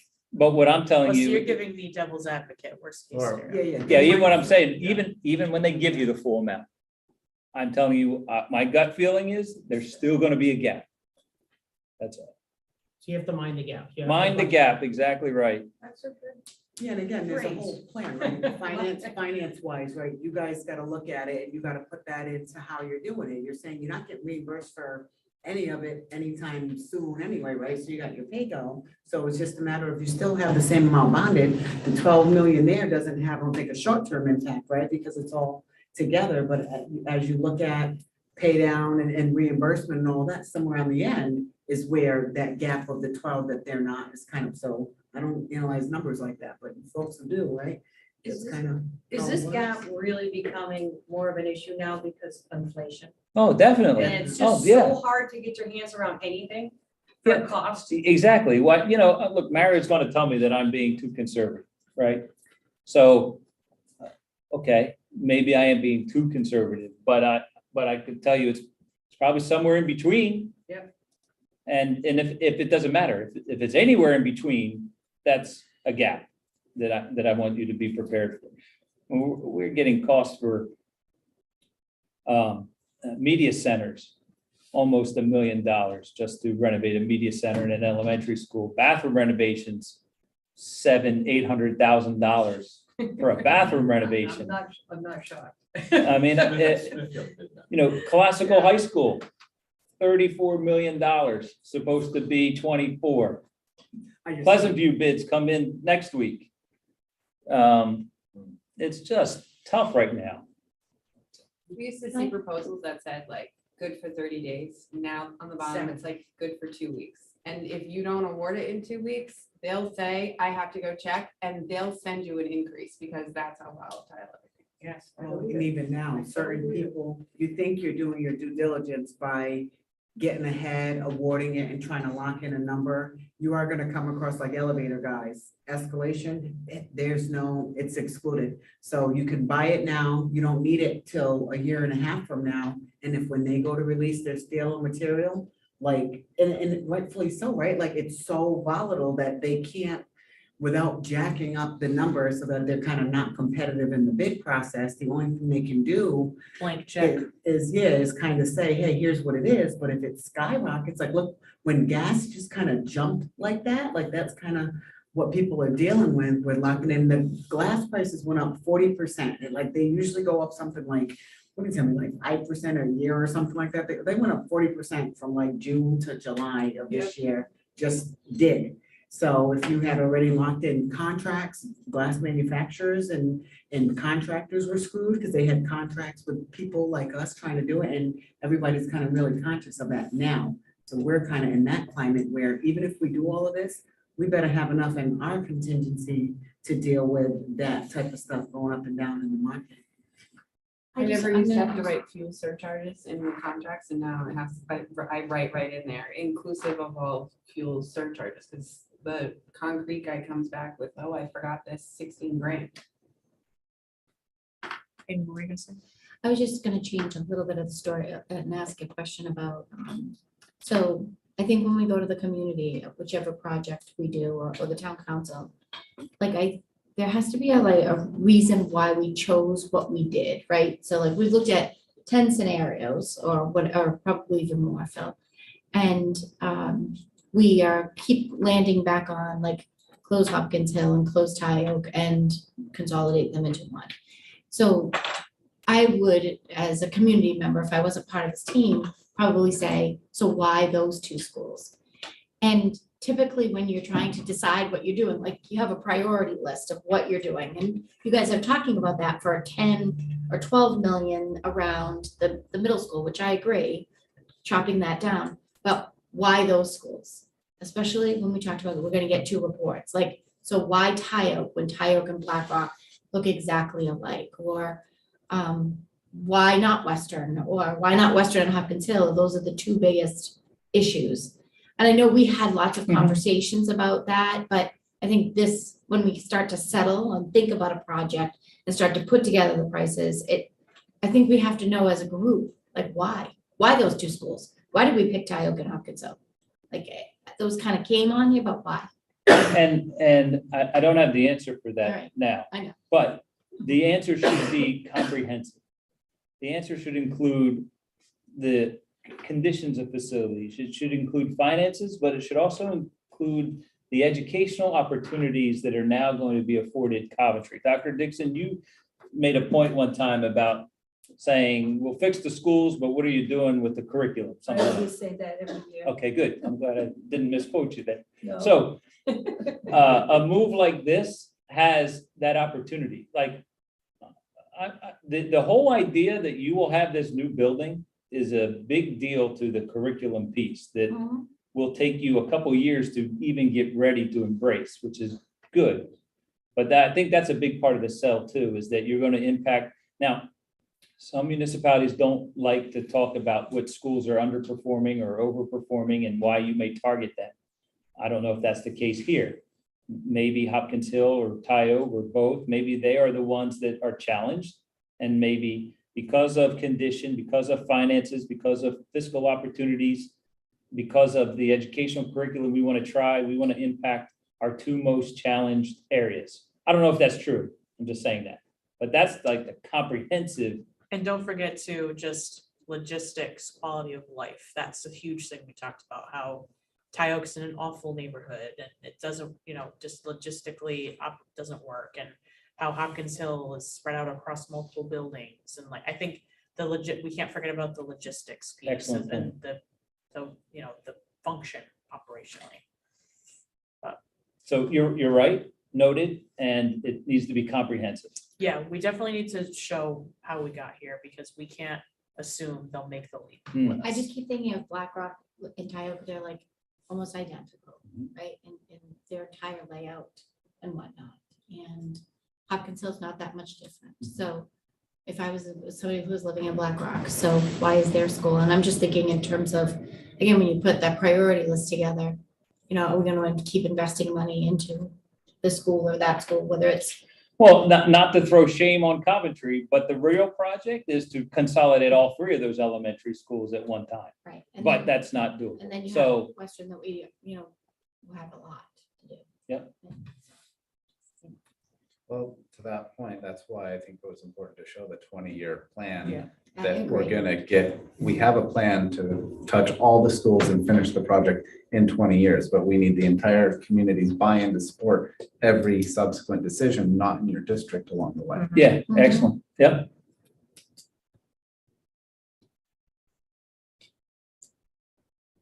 And then That's more, all I and then more slides, no? No more slides. No, I'm done. No more bad No more news. slides. No more caveats. He has plenty of money. Yeah, Don, where's the money tree? Apparently, nobody has bought a Powerball. Is that why ticket in it's California. Coventry? Yes. Except those are apples, not dollars. Oh, Unfortunately. What's next on the agenda? the financial presentation. So Harold put this together. I will disclose that I am not a finance guru in training, but I will present what he has given me, and it's really not to be considered like the end all be all of the financing. It's to get us thinking about the financing. Our intent and hope was when we get to a certain point, I think we're kind of at the crossroads now, is to be able to bring town and school finance people together to start working on it together. But we wanted to give you something to look at. And so that's it. So I'm just gonna share two things with you. So Harold put this together. It is short. But what he basically did, this kind of was in aligned with some of the stuff Phil did, so it makes sense. So he just wanted us to be kind of mindful of everything. So I know Lisa mentioned 5.25. I think when Harold was going through some of his scenarios, he used 5.5 and 6.0 as his two numbers. I just think it's a starting point. And when you get to a point where you're a little bit fine tuning the thing, then we can get closer to where it's actually gonna be. I think it's just really for comparison purposes. So here are the incentives. So you know this already, the base is 49.2, and then there's a number of incentives that we are going for. If we can get 4, that gives us 20% more. And I think that's our goal. So he kind of did a few different things. He said, if we did a $60 million bond, because we kind of had two scenarios on the table, when we looked at the three options, one was like this 85 million option, and the other one was sort of like this $60 million option. we could play with the numbers, but he said, let's say we went in, no bonuses, just the reimbursement, the base reimbursement at 5.5 to 6.0. You're looking, this is what he calculated in terms of what the state aid is, what Coventry's cost is, and then the debt service. So that's the difference between a 5.5 and a 6.0 with no bonuses. This is 15%, so this is 3 bonuses, a 5.5 compared to a 6.0. You see the state part, Coventry's part, and then the debt service that goes with that.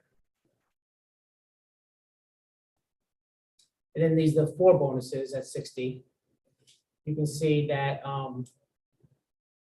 if you, and by the way, you have this, so you can go back and look at it. You start looking at the Coventry's costs, that's when you start seeing some of these differences. So 5.5, 6.0.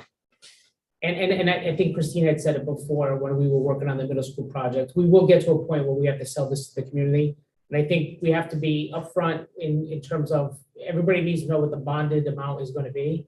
They have to know what the pay go is going to be. They have to be aware of what the project is. But I think ultimately we should also make sure we're really clear on selling what Coventry's cost is, because at the end of the day, we're looking to show people that we're going to be able to get, let's say it's an $80 million or $85 million project, and what our cost out of pocket is going to be. We need a page in the presentation that's just a bunch of subtractions showing Mhm. every reimbursement. Yep. The grants. Yep. It needs to be just a page of subtractions. Yep. So We'll what be back we'll do is, we're gonna get Steve Mastrioni's bond calculations. Yep. Because it's kind of tough the way it's presented right now. I can understand what he's doing here, but showing the net cost, net of the pay-go and housing aid, they call it. So it's kind of a little bit deceiving, not deceiving, but it's just, maybe it's not the whole picture that we need to see. It's not granular. But, This is not granular. at I all. think it's definitely a good start. It's just to get everybody, because some people like Lisa and Harold and people who've done projects like this are financially savvy and understand all this. For some people, it's brand new information. So this is just about orienting everybody to the information. Yeah. So this is 85 million, no bonuses, right? At 5.5 and 6. And it's the same pattern. Here's 85 million with 3 bonuses at 5.5 and 6. And then here's 85 with 4 bonuses at 5.5 and 6. You can see it, and like Lisa said, there's a lot more information behind these numbers, but if you just look at Coventry's net from 100 miles away, 100 million miles away, you at the 5.5, see the significant difference between a half a point interest in terms of our cost. Yeah, so just to expand on what you just said, because it's net, it's real important that we show it as gross, because both the revenue side's gotta come in on one side of the budget and the expenditure side. So it will increase the budget substantially, but we do have some debt falling off in the next couple of years. Mhm. 2 million. And maybe Lisa, you can speak about this a little bit without going into deep detail. With this kind of, if you look at the top one here, where we get all 4 bonuses at 5.5, and if it ends up being 5.25, even better. When you see Coventry's costs and then you see, the state aid part of it, when you pay your monthly, your debt service, right? How quickly does that kind of fall off? So it's not monthly, so our debt service is Yearly? Is it yearly? twice a year. Yep. Typically, and it's depending on how Steve Massaroni will recommend how we're gonna set up the bond, but typically you have a consistent principal amount, then you have interest. But we have bonds that have small principal up front and larger than the bottom, because they were structured that way for probably financial reasons. So it could be done in different ways. So that's where we'll need his expertise to see how we best structure. And when he does that, will he then, if everybody's on the same page with this, will he then also calculate with our approval, if it's the way we want to go, reinvesting housing aid back into it? So to do that, that's something that obviously it's gonna be discussed at the town council level and management level, because when you make that commitment to take that housing aid and see, here's the thing, it's kind of a play of words, right? So if we have 3 million in housing aid and you want to reinvest Are you saying reinvest it to maybe fix a roof or use So it reinvest it into the bond, and into paying to pay it the back. bond, because that's naturally gonna happen, Yeah. so it would happen, it will be taking it in as income for the housing aid, and that revenue will be utilized to pay the principal and interest on a yearly basis, so it does happen now like that.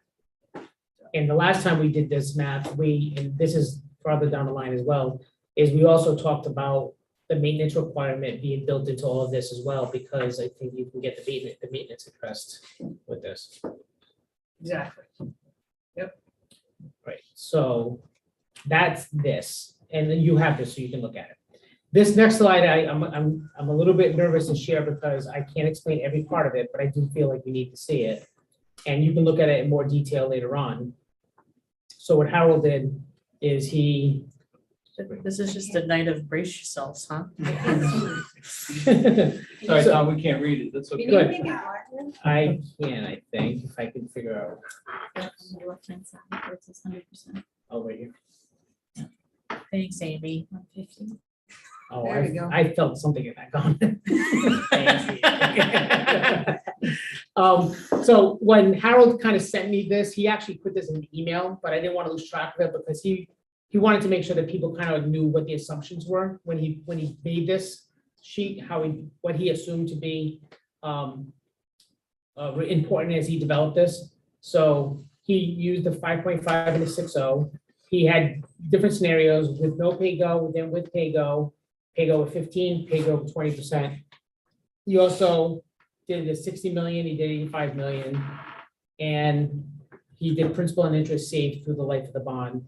So on the bottom, you're gonna see, I don't know if you can see where you're sitting, there's all these Mhm. tabs. Yep. I'm not gonna go through every single one of them because I don't think it's a good use of time when people can look at it alone, but I'm just gonna skip to the end because I'm just gonna assume we're getting all 4 incentives, right? So I don't wanna spend a lot of time looking at 0 or 15, like, let's just assume we're getting 20%. Yep. So here's 20% on, let's see if I can move some of this. So those are Mario's schedule, so, They are, so if he's using those, yep. So what he did is he called Mario and worked with Mario on this. So this is the prorated bond schedule. And it has all the information that, in terms of the housing aid, the debt service, and then on the bottom is the part where it kind of talks about what's the project cost, what's the eligible pay-go. You can read all that, and what things end up costing us. so can you just go up a little bit? Because this template is definitely from Mario, so go up just a little bit. Okay, so that scenario, our total bond, is that This one was oh two? 85. So that's a housing aid. So the bond is This was the $85 million bond. 85, but after interest. So what is our total? So he has this down here. Is this what you're looking for? Yeah, I think you got it right down there, you're right. So he has an 85, the pay-go at 18, eligible for 66. Then he has the housing aid costs, the pay-go with the adjustment, the state aid, the interest. Yep. And then this box at the bottom left-hand corner, like this is the sweetest slide of this multi-tab document because it shows our Coventry costs being $39 million on an $85 million project. It shows, our cost being, significantly lower than almost any one of the other scenarios that he put in. You get the most for the least. And then he has 6, similar bond schedule with information down at the bottom. And you can see the difference. This one jumps up to 51 as being our cost. So the bottom line is you have this in your folder. You can go through all the tabs. You can look at all the percentages. You can look at it with or without the incentives, the 15, the 20. But it just kind of gives you an opportunity to orient yourself to what all this looks like. I think once Lisa gets more information from Steve, once Lisa and Harold and maybe Ben and I all kind of circle up and get together and start talking about the best way to present this, we can start fine tuning it. And then, the people who know the most in the room will come together and give us a presentation that really is a little bit more granular than this. But this gives you a general, and I think this was appropriate to do after yours because some of the things people were asking about yours are sort of built into this. soon. So the good news is our rate is gonna be lower, so our rate is 5.25. I Mhm. confirmed that with Mario. So. That we'd brings be- down all We'd the. be on the lower end of the cost, So we're gonna be below 36 is the net cost. yeah. So it's gonna be. If we do the, right, because this is the 5.5, so that's at 39, so Oh, we 39. we get 5.25, that's gonna knock it down. Very good. And it's important that when we do get to the point where we're selling this, when you talk about subtracting all these things off and everything else, that, you know, what the taxpayer is gonna, what the taxpayers are gonna pay for all this work is, you know, way less than what the project itself costs and what they're bonding. Yeah. Can I stop sharing? Oh, while we're on the finance piece, just as an update, on Monday's council agenda, we have a resolution about earmarking some of the housing aid toward the 7K quote for the FCI revals of Hopkins Hill and Western. Was the 7 for both schools or one? It's both That's what I thought. What housing? Marches. Maria said earmark it out of March's housing aid payment. So he said they would deduct the cost of that assessment out of that We housing just would aid. get $7,000 less. Oh, okay. Yeah. I know what you're talking about. Yep. So instead of us writing a check, No, it's, they deduct yeah. it. I know what you're talking about. Yeah. So I just want to bring that up while we're talking about finances. But I think you had a question, Lynn. Oh, I think before we jump to the next thing, I just wanted to recap because we did have an intention later this month of having a joint school committee and town council meeting. So wanted to have a conversation about what things we feel like need to happen to get to that point and feel comfortable with that presentation based on our conversations tonight. So I'm proposing the date to the school committee tomorrow night. So hopefully we can get, you know. Which date is this? The 29th? The joint one, which is the 29th. right? Yeah, the town So- council, everybody's good with that. I think I told you that. So if everybody in school committee, the majority can attend. Yep. We'll be able to do that. And then I think we just, like you said, need to think about what's on that agenda. You know, when the last time we did a joint one, it was, you know, we had the bells and whistles, right? We had all the charts, we had Seth Magaziner, we had everybody. Yeah, this there. one's the like prelim, kind of like feeler. So I just wanted to, I got it. if we can just have a quick conversation about what we feel like needs to happen, because technically, I think the next meeting wouldn't be till the 23rd, but that's the Wednesday before Thanksgiving. So our only opportunity to meet one more time before that 29th meeting would be next Wednesday. So I just want to get a sense of what kind of a lift we need to do before the 29th. And if there's a sense that we need to come back to the table as just the SBC before that joint meeting. Another option to consider is having a smaller group be like the presentation team group. Yep. And have a smaller team of people meet, so we don't have to try to work around everybody's schedule. We put together I like agree. 4 or 5 people to be the presentation team, whether they're speaking or just supplying support. We might be able to find a time to meet. Because it's for that. important to note, there's no vote happening on the 29th. It's purely just to be like, this is where we're at. Comments. But I do feel that it's too loose No, yeah, and indecisive. We're not gonna get the momentum that Sure. we need to start to get. Clear guidance from the council. that's if we get materials ahead of time. Agreed, but that is the point of having the joint meeting. I think before you even have it, I really think this group needs to focus on that $15 million middle school issue. What's in there?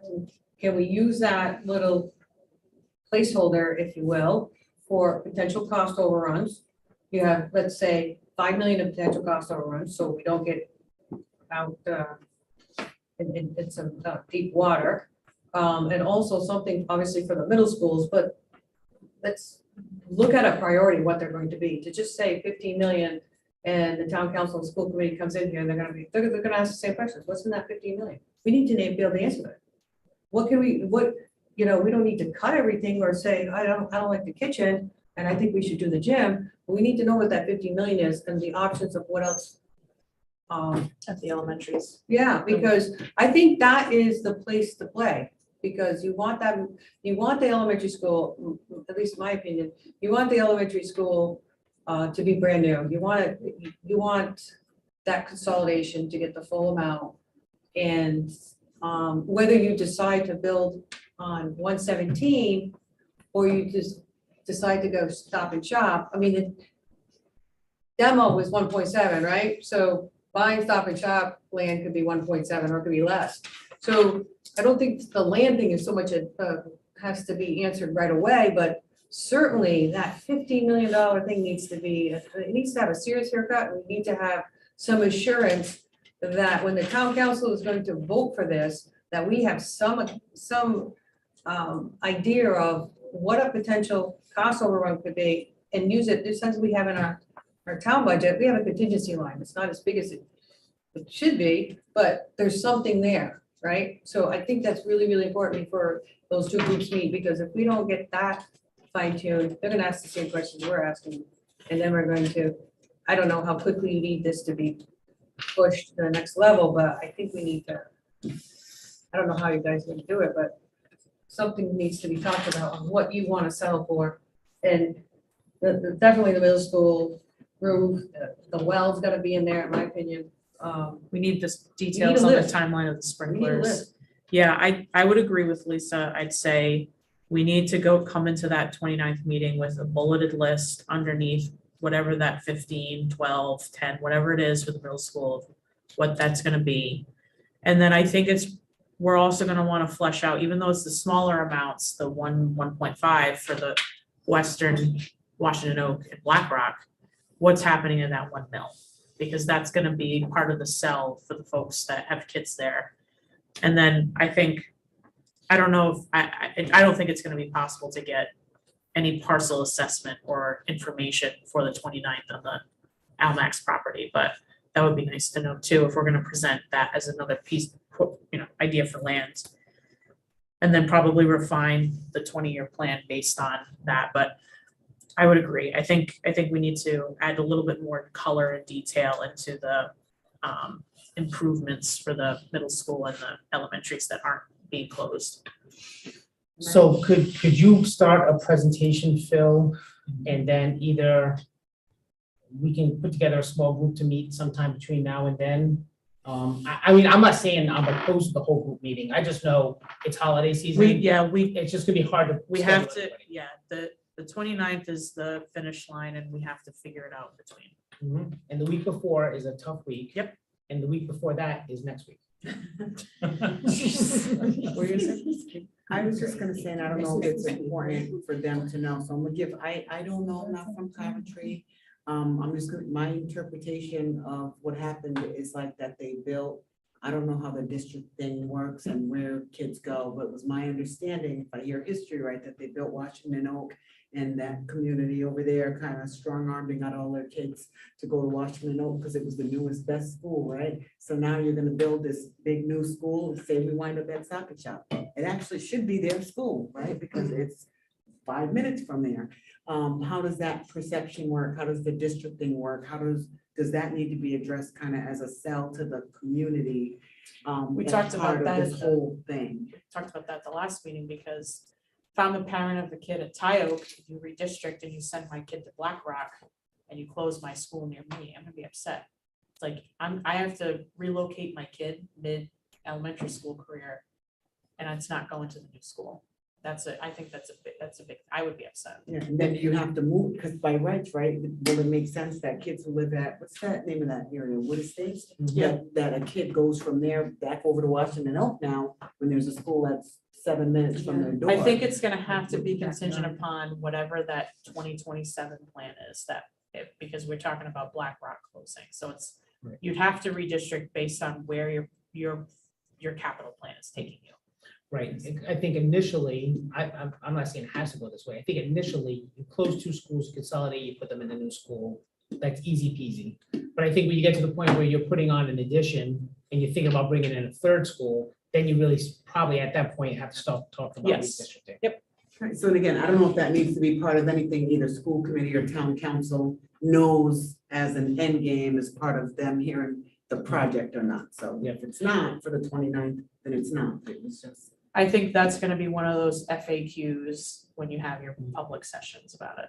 And I said it on record last meeting or the one before that, Hopkins Hill and Tioga are both Title I schools. So socioeconomically, a little bit more challenged, and it would be unright. It would not be right in my mind to not give those students who are the neediest not the best learning environment we possibly could. Yeah. I mean, I think every kid deserves it, but we know that those two schools are needy populations for a variety of reasons. So it sounds like actionably, we can connect about, but does anyone feel disenfranchised by not having the entire group meet? Or are you okay if there's a smaller group that meets? You're okay with that? Okay. If Anybody? you want to be part of that smaller group, maybe Yeah, just reach it out. just can't be more than the quorum, but I only say that because we're probably not gonna be working like on like a typical night. It might be like an afternoon. Yep. And I know everybody has different work Yeah. schedules. so we'll need that. We need to flesh out some more color and detail into what that middle school amount is and what's happening with that $1 to $1.5 million at the Warm Safe Dry Elementary. And then to me, I think we gotta flesh out the high school stuff too while we're at it. What's officially gonna be in that. So Phil and I had a conversation before this meeting started about submitting the equity grant. Yep. And by the way, and I know Phil pointed that out, but I want to make sure nobody missed it. Part of the part of the budget that he built out showed us paying our share of the equity grant because that's not a, block of money that you just get, you don't have to worry about, like, we have to pay our share of it. But he's gonna help us write it, and he has some ideas. And will we include in these bullets even the non-bonded stuff we're doing, like the arts thing? Okay, I think we need a list like that, that's very clear yes. to, because everybody's gonna have their own thoughts on what's a priority. Yeah. And then, I think having the 20-year plan refined based on that would be good. And then I don't know how deep we go on the financials on the 29th beyond this. I don't know, Lisa, your thoughts, how much deeper to go than what we just saw from Harold's on the 29th? The 29th is in November, correct? Well, those are Mario schedules and they're templates, so I'm sure they're pretty accurate, but I think we should kind of eliminate all those higher interest rates because I know from talking to Mario, the worst case scenario is 5.25. Okay.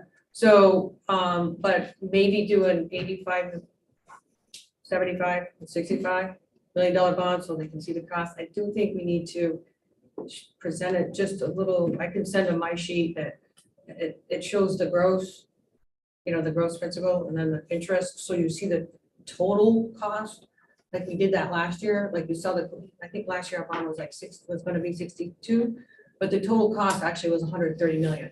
Even though we weren't Yeah. going to share the whole thing, but they need to see those and how this piece is going to go in the revenue side when it comes in for housing aid, and this piece will be in the expense side. So it is going to make a difference because it's going to jack up the budget. And therefore the rate, the levy, you know what I'm saying? Yeah. So, the actual, we can't show it in the budget at net, unfortunately. So you're gonna have a huge expense coming in, and then you're gonna have the housing aid on the revenue.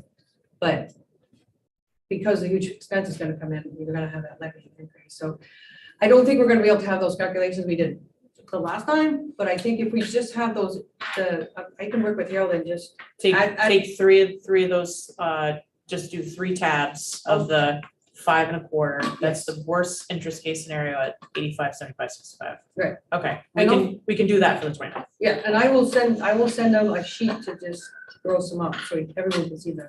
Side by side. Yeah. I'll send them a sheet. I know I stepped out for a minute, so I don't know if we talked about it at all, but when we had the last meeting at Washington Oak, and I thought Jamie had a request about some additional financials, possibly what the sale of the property. We won't get that in time. For Tayo? Yeah, I think he was looking for what the savings values were Oh, for from consolidation, yeah. from closing schools and then like. And that, yes, and that was actually one of the first meetings we had here, that was my suggestion. to get an outside consultant, I totally agree with them, to get an outside consultant to crunch those numbers for the savings, because that's another selling point. You're consolidating these schools into one, you are definitely gonna have more efficient everything. Okay, it's do you agree? And you're gonna, you don't have the old heating system, the heating system at the town hall is, it's just terrible. And when you have an old refrigerator, something as simple, I bought this new refrigerator and my electric bill dropped $50. I mean, so when you think about that on a larger scale, those kind of calculations, I personally think we should have an outside consultant, because that is beyond just excluding these numbers for utilities, and it's also looking at, okay, how many people do we need for maintenance? How many, you know what I'm saying? Yep. How many principals? I'm sure you're gonna still need the same amount of teachers, because you're gonna have so much per pupil, but I think those real numbers need to be calculated, because there is a savings, and that is a good selling point for the taxpayers. And when you sell these properties, they're on the tax roll. If they're on the tax roll, it's gonna reduce everyone's taxes, believe it or not. They think that, okay, it's still on tax roll, but proportionally now your tax is gonna go down because someone's picking up this piece of property that wasn't on the tax roll, because we obviously don't pay taxes for ourselves.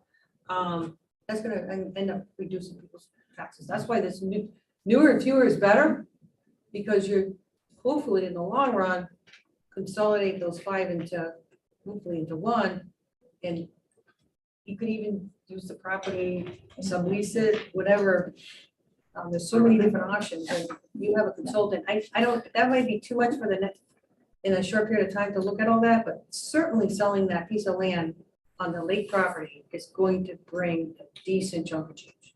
But Ben did send me a note that he got an assessment on getting an estimate on the value of Tyoke and Hopkins Hill. I think it was like $1,800, but they can't do it until the beginning of December. So that's what he. 1,800 what? For real estate assessment. That's it? The cost to get the assessment. Yes. 1,800 per. So my only other thing, and this is more of a town thing than anything else, but if we do end up on this site, it's relocating us, the school side, the buses. But I know there was conversation in a prior meeting about town offices going potentially across the street, library going someplace else. So there's a lot of contingency that gets built. Well, that and in more research, there's a lot of contingencies with these deeds. Like I've been told that the land across the street was given to the town with the agreement that it would always have a library. So like there's legalities that come into play there that we have to consider. So, and then I think there's some contingencies about the land where Hopkins Hill is as well. That was also deeded in a certain way. So there's a lot of pieces there we have to consider. Right, so in considering that, we need to kind of, maybe not for the 29th, but we need to work that out as well, because there may be options or options that are off the table about where buses could potentially go, where our offices could potentially go. Is the old police station something worth looking at as an option or not? Yeah. Or any. There could, you could make renovations at the old police station, move town hall there and give the library the whole building like they were supposed to have all along. Because they need space, but we won't get, that is a meeting that has to happen. I don't think it happens from our action items list with, on the town side for facilities, so we'll have to follow up on that. Okay. I can put this in an email too. Won't be as long as the last one. Okay. Review of project deadlines. I think for now, we've kind of really talked about that, and our deadline is we're focusing on right the second is the 29th. Otherwise, I think that's pretty much the case for now. I don't know if there's anything else. So. All right, scheduling of the next meeting. So it was supposed to be on the 23rd. I might have done that by mistake in the schedule, but it's the Wednesday before Thanksgiving, and I don't think anyone wants to meet on the Wednesday before Thanksgiving, so. Yeah. I'll be cooking pie. So,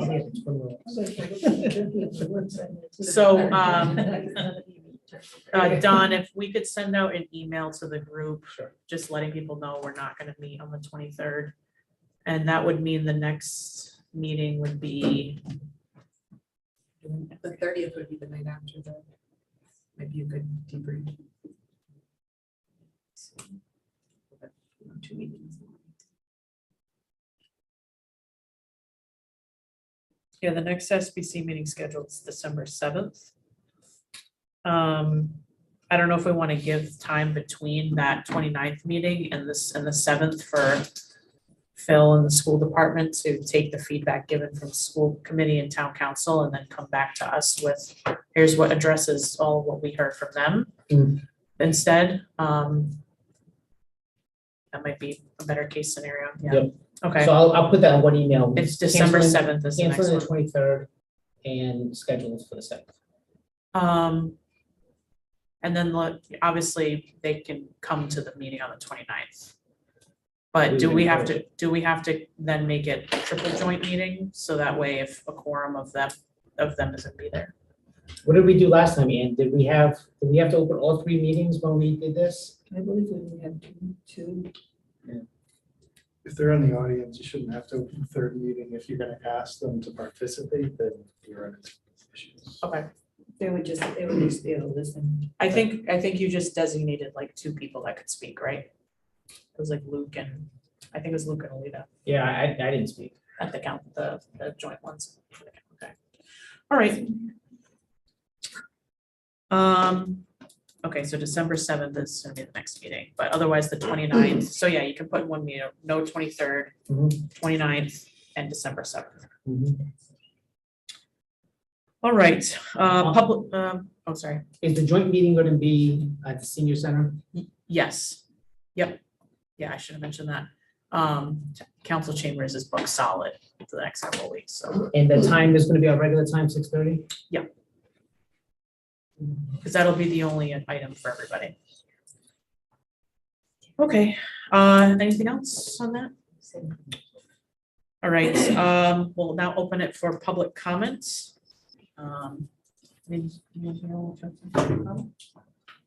Okay. Anyone on Zoom? We have 1 attendee. Would anyone on Zoom like to make a public comment? Going once? Going twice? 3 times? Public comments now closed. Anne, would you like to close the town council meeting? Yes, I need a motion and second to adjourn at 8:40. Motion? Second, and second it. Roll call Hillary Yes. and Ann. Thank you. The meeting is adjourned at 8:40. Can I have a motion to adjourn the school building committee at 8:40 PM? So moved. Do you have a second? Any discussion? All those in favor? Any opposed? Guys have it. We are adjourned. Next meeting is December 7th or November 20th.